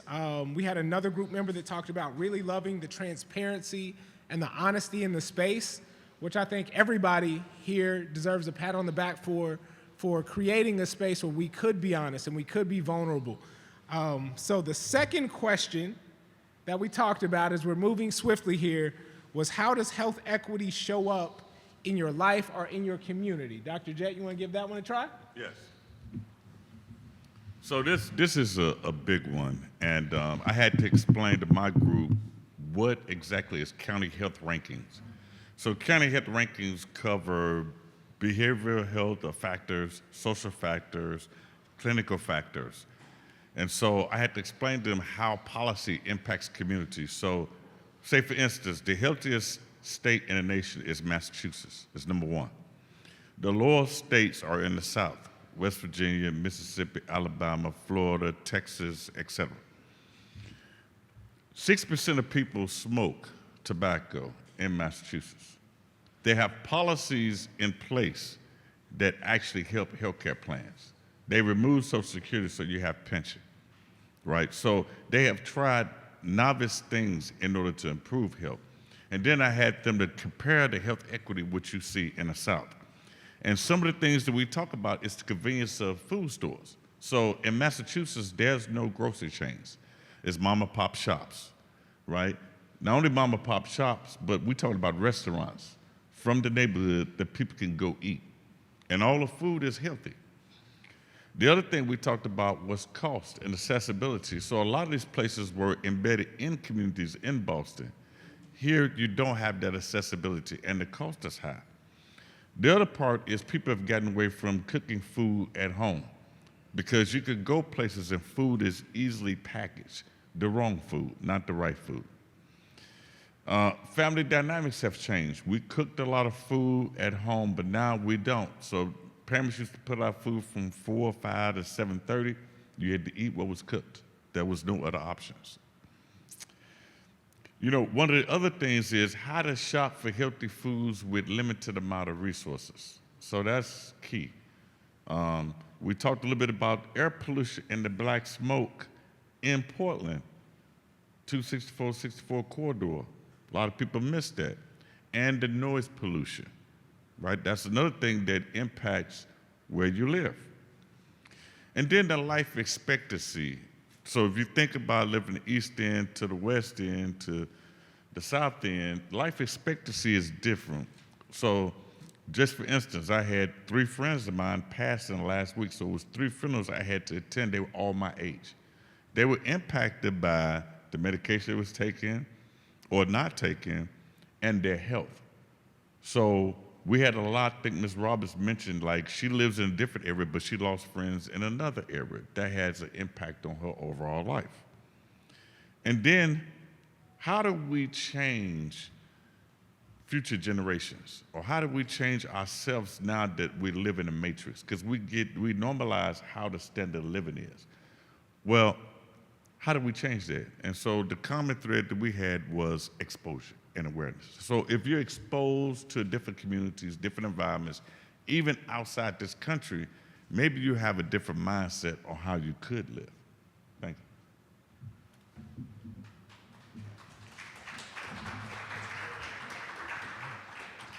So I'll just add really quickly, when discussing how health equity shows up, or a lack of health equity shows up in their lives and in their communities, one of our group members talked about the work that they do, and how they have family members or folks that they work with that will defer treatment or will defer getting checkups, sometimes until issues that are going on with them are more severe than they would have been otherwise.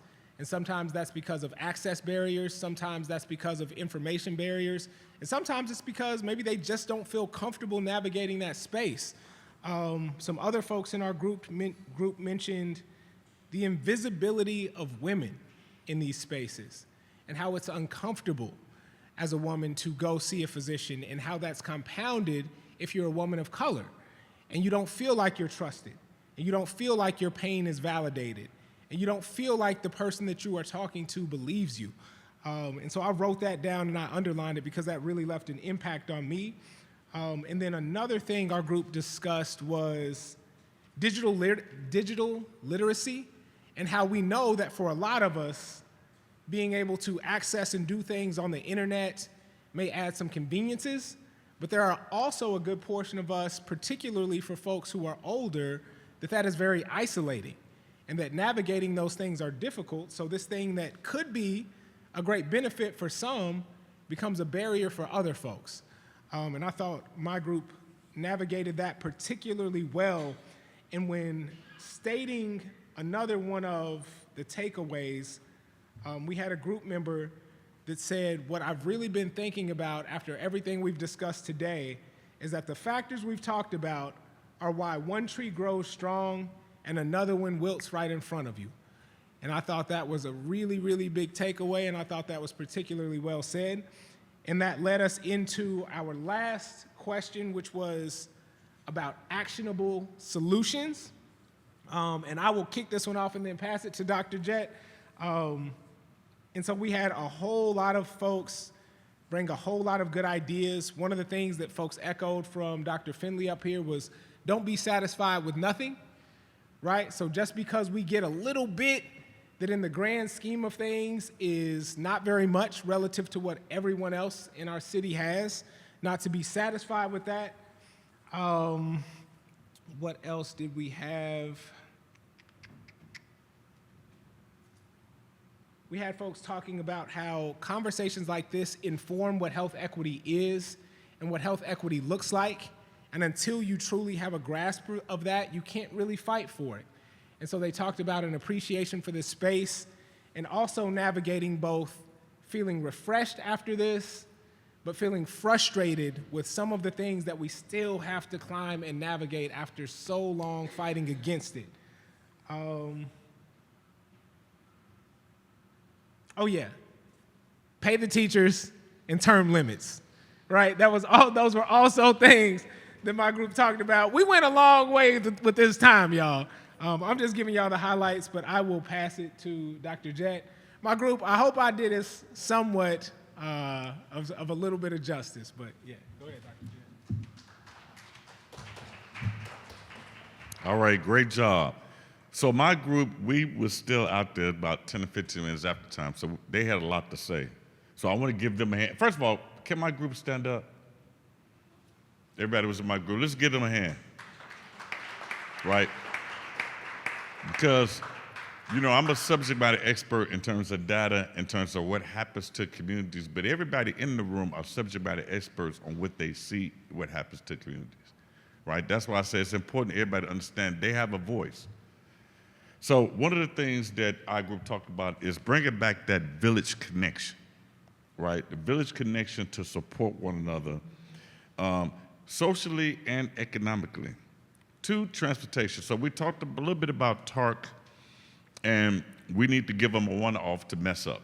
And I said, well, that's probably incorrect. We need to make sure, it don't look like that. We need to make sure that TARC actually serves the needs of the community, and we need to stand up to that. We need a rail system. We need to shift economic wealth. We want to change communities so we could continue to have the same conversation. At some point, we have to change the economic wealth and invest in communities. Make sure that the city looks the same no matter where you go. People feel safe, they can exercise, they can find healthy foods. We need to reduce those economic barriers. The last 2 things is something that a lot of people don't want to talk about is bringing sports team to Louisville. Changes the economic fabric. Several years ago, if you looked at Nastyville, which is now Nash Vegas, Louisville used to be ahead of Nastyville. Now Nastyville has become Nash Vegas as ahead of Louisville. They got 3 sports teams, right? That changed the economic fabric of the city. Now, Nashville gets 100,000 people per day. The economic wealth of the city has changed, right? It costs $2,700 just to rent a 700 square foot apartment. Think about that, right? And then the last thing was we need to pour money into the infrastructure to improve Louisville. So parts of Louisville stop smelling, stop flooding, et cetera. Thank you.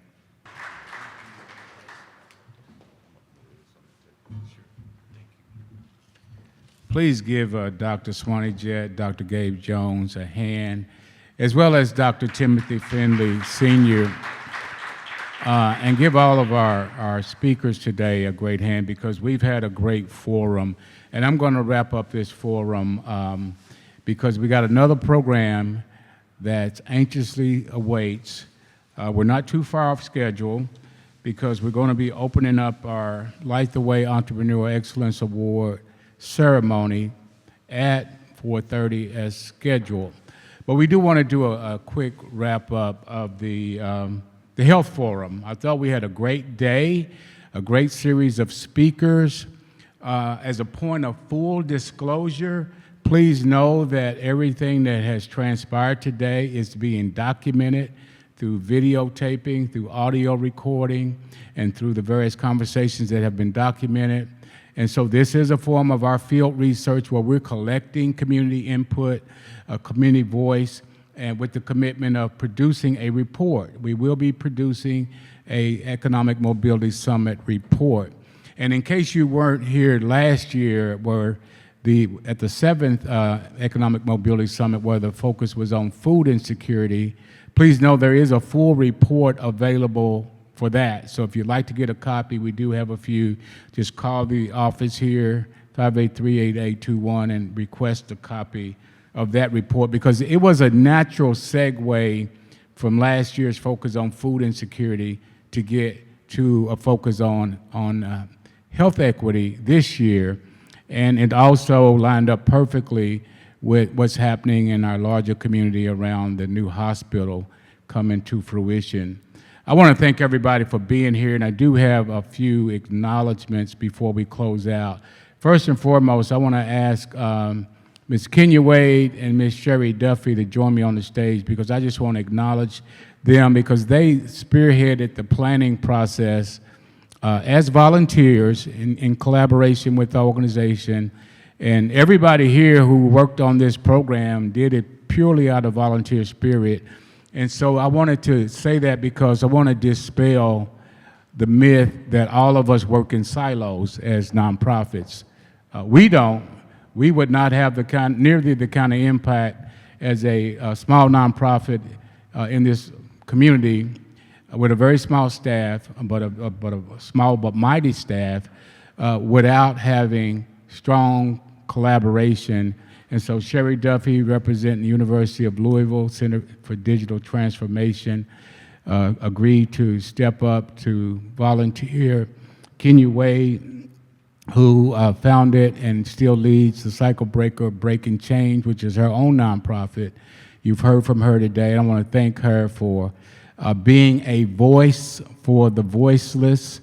So if anybody got their skin ruffled by her, just know that she was nice compared to what you might hear from people that are really distressed behind, we've got a lot of trauma that happens in our community. And so while she was, giving it like it was, telling it like it is, she was also being a voice for many others who don't have the platform that she has. And also she's representing Rotary Club of Louisville as a Rotarian, so she was a little politically correct on certain things, right? But I want to thank all of our planning committee members. I just wanted to bring these two up, but I want to list all of them by name. Alexandra Bell with PNC Bank, Keisha Allen with Louisville Economic Development Alliance, Janice Baldwin-Gutter, who you heard from today with the Southeast ADA Center, Bobby Bledsoe with the Greater Louisville Recovery Project, Melissa Birch with LCCC, our executive assistant, Dr. Timothy Finley Sr., who served us in many ways, and I have to say this about Dr. Tim. He mentioned it briefly that he's a professor out at Spalding, and I took his class in systems theory earlier this year, early in 2024, and he gave us a deep immersion into the Metro Health Equity Report of 2017. We were already thinking about focusing on health care because of what we did last year, but when we looked at that, we realized that we had to focus on health equity. I want to thank Dr. Tim for planting that seed with us. I certainly want to thank our operations team led by Deborah Grant, all the beautiful decorations that you see is purely her genius. I had nothing to do with it except say, Debbie, please do a great job, and she always does, her and LaCardio as well. So I want to thank our team for setting up. Certainly Dr. Swanee Jett, who is a powerhouse of a leader in this health equity space as a leader of the Park Duval Community Health Center. Herbert Johnson, who you heard from today. Herb, thank you, wave your hand. He was our MC throughout the day, and he is an AmeriCorps Vista Community Impact Ambassador when he's serving us well in his volunteerism. And certainly Sharon Johnson, Herb's better half, is with the SBA of Kentucky, the Small Business Alliance. She did a phenomenal job facilitating a powerhouse of a panel, and she did it with ease. So thank you, Sharon, this great job. Rhonda Jones, who is with the Small Business Development Center. Dr. Gabe Jones, who you've heard from today with the University of Louisville School of Public Health.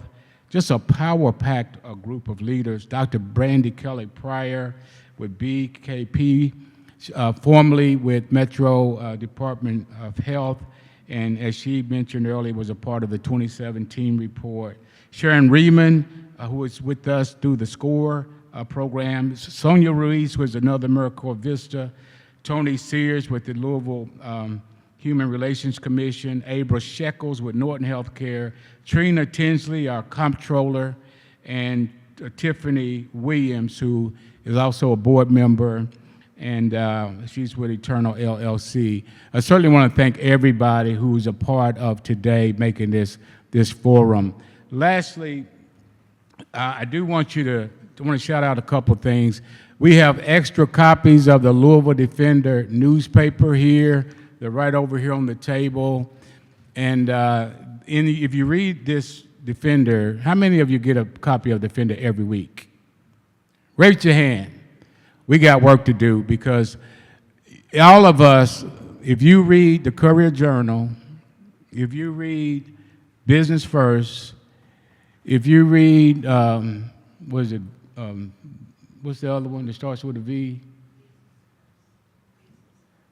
Business First, Velocity, The Voice, Voice Tribune. If you read any of these local newspapers and you don't read our newspaper, the Louisville Defender, the oldest black-owned and published newspaper in the United States of America, founded in 1936 by the leadership of this community, you're missing out on what's really happening throughout this community. So we're pleased to partner with the Defender, Clarence Leslie, Yvonne Coleman Bach, and I'm honored to write a column for the Defender called Equity Now, and it's where we're just purging our spirit of anything that's troubling us and just writing about it and researching it. And we want to use that as a way to educate and inspire us to act. So yesterday's publication talks squarely about everything that happened today. And it was just published yesterday, so read about that. And I'm going to close out with a little call and response, something I normally don't do, but we're going to close out with the Equity Now close and response. But also, I want to promote that we are recruiting. This is on behalf of our youth services here at LCCC, our Teen Leadership Council, which is brought to us with the support from Louisville Metro government through the external agency. And she walked in right on cue. Dr. Constance Ashby, come up to the front if you don't mind. I'm going to put her on the spot. She just walked in. She is our brand new hire for the coordination and advisory work for our Teen Leadership Council. We are recruiting. If any of us have teenagers, family, friends, neighbors, and you want them to get a good exposure to leadership skill development, the Teen Leadership Council is the program. And I'm going to call on another colleague. LaRosa, I told you I was going to put you to work. LaRosa, just come up to the front. You're not going to have to say nothing, but just come up, because she is a product of our Teen Leadership Council program. In fact, yeah, if you pick up the flyer, you see LaRosa Shelton's picture right here, and now she's a businesswoman, a professional, a family leader, starting her family. And this is what happens when you invest in young people while they're young. We want to thank her mother, LaTanja Shelton, for making sure that she got an exposure to the Teen Leadership Council. But we've got, and we're going to call on you to mentor some of these other proteges, LaRosa. But we are serious about recruiting for our Teen Leadership Council, and we want you to help us, just with word of mouth, because we know no matter how many flyers we put out, no matter how many social media posts we put out, no matter how many radio ads we pay for, and Bill Price is over here collecting money from us. Thank you, Bill. He does a great job. But no matter how much marketing and PR, nothing takes the place of people talking to people about opportunities for service and empowerment. So please spread the word, take a flyer with you, and learn about, and then you can ask. Dr. Ashby, did you want to say something? Come on. Hello, I wasn't planning on being put on the spot, but I am Dr. Constance Ashby. I am the new Teen Leadership Council Advisor here. I'm very excited to be a part of this team. If you have any young people ages 13 to 19 who are interested and would benefit from leadership skills, networking skills, communication skills, please send them our way. We will be more than happy to have them. Tell me about your background just a little bit. I am currently the teaching and learning teacher at Doss High School. Teaching and learning is a pathway that recruits young people into the education field, where it's really hard to retain teachers. So the pathway is designed to recruit teachers and retain them in the field of education. I have been in JCPS for 12 years. I have taught elementary school for 11 years. So this is my first year in high school, and they are testing my patience each day. But I'm an educator at heart, and I'm just proud to support young people in any way that I can. Thank you. Thank you so much. Did you want to say something, Rosa? Hello, my name is LaRosa Shelton, and I'll just say that I started attending just programs here at Louisville Central Community Center whenever I was in 6th grade, and I really benefited from the Teen Leadership Council. I went on to WKU, and then I got my master's from the University of Denver. So it helps me in my business life, my professional life, and it's an amazing program. So if you know any young people, make sure that you sign them up so that way they can be a part. Thank you. Thank you. So that's what it's all about. Ken, you want to say something? I did. Go ahead. Just because she had brought that up, I wanted to say it before she said that. One thing that I didn't get to say earlier today that is very necessary to my organization is that if you're here with the two young women, and I'm pretty sure we're going to collaborate, my organization is now in just JCPS, so be on the lookout for cycle breakers, breaking chains inside the school system. Connect with me if you have kids or know someone in the community, which I'm pretty sure because I kind of know everybody anyhow. But for the ones that I do not know, I'm always reachable, accessible to talk to, but that's a giant step for us because we know what is needed inside the school system, and I'm just very happy to be able to do the prevention work inside the school. We're going to transition into our business mixer, which is going to be a combination of some music. I'm going to call on DJ David to play some music for us while we have food and drink served right across the hall, and an hour of network, 30 minutes, 25 minutes of networking and fellowship. And then we're going to start the Light the Way, the Sam Watkins Jr. Light the Way Entrepreneurial Excellence Award ceremony.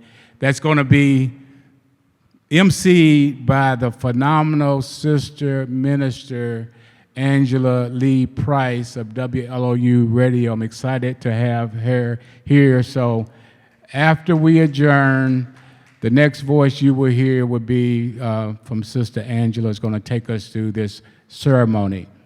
I do want to acknowledge again and thank everybody for being here, and certainly want to acknowledge my lovely wife who is with us today. Please give her a hand, everybody. She's always in support of the work and always working behind the scenes to help me to be what I am. Certainly want to say hi to dear colleague, Miss Elma Lucille Allen, and thank you for being who you are as well. So that's going to conclude. David, if we just have a little music. Please take advantage of the food served by Sincerely Yours, and we have an open self-serve bar as well. We're going to lighten the mood a little bit and come back and do the award ceremony. So thank y'all.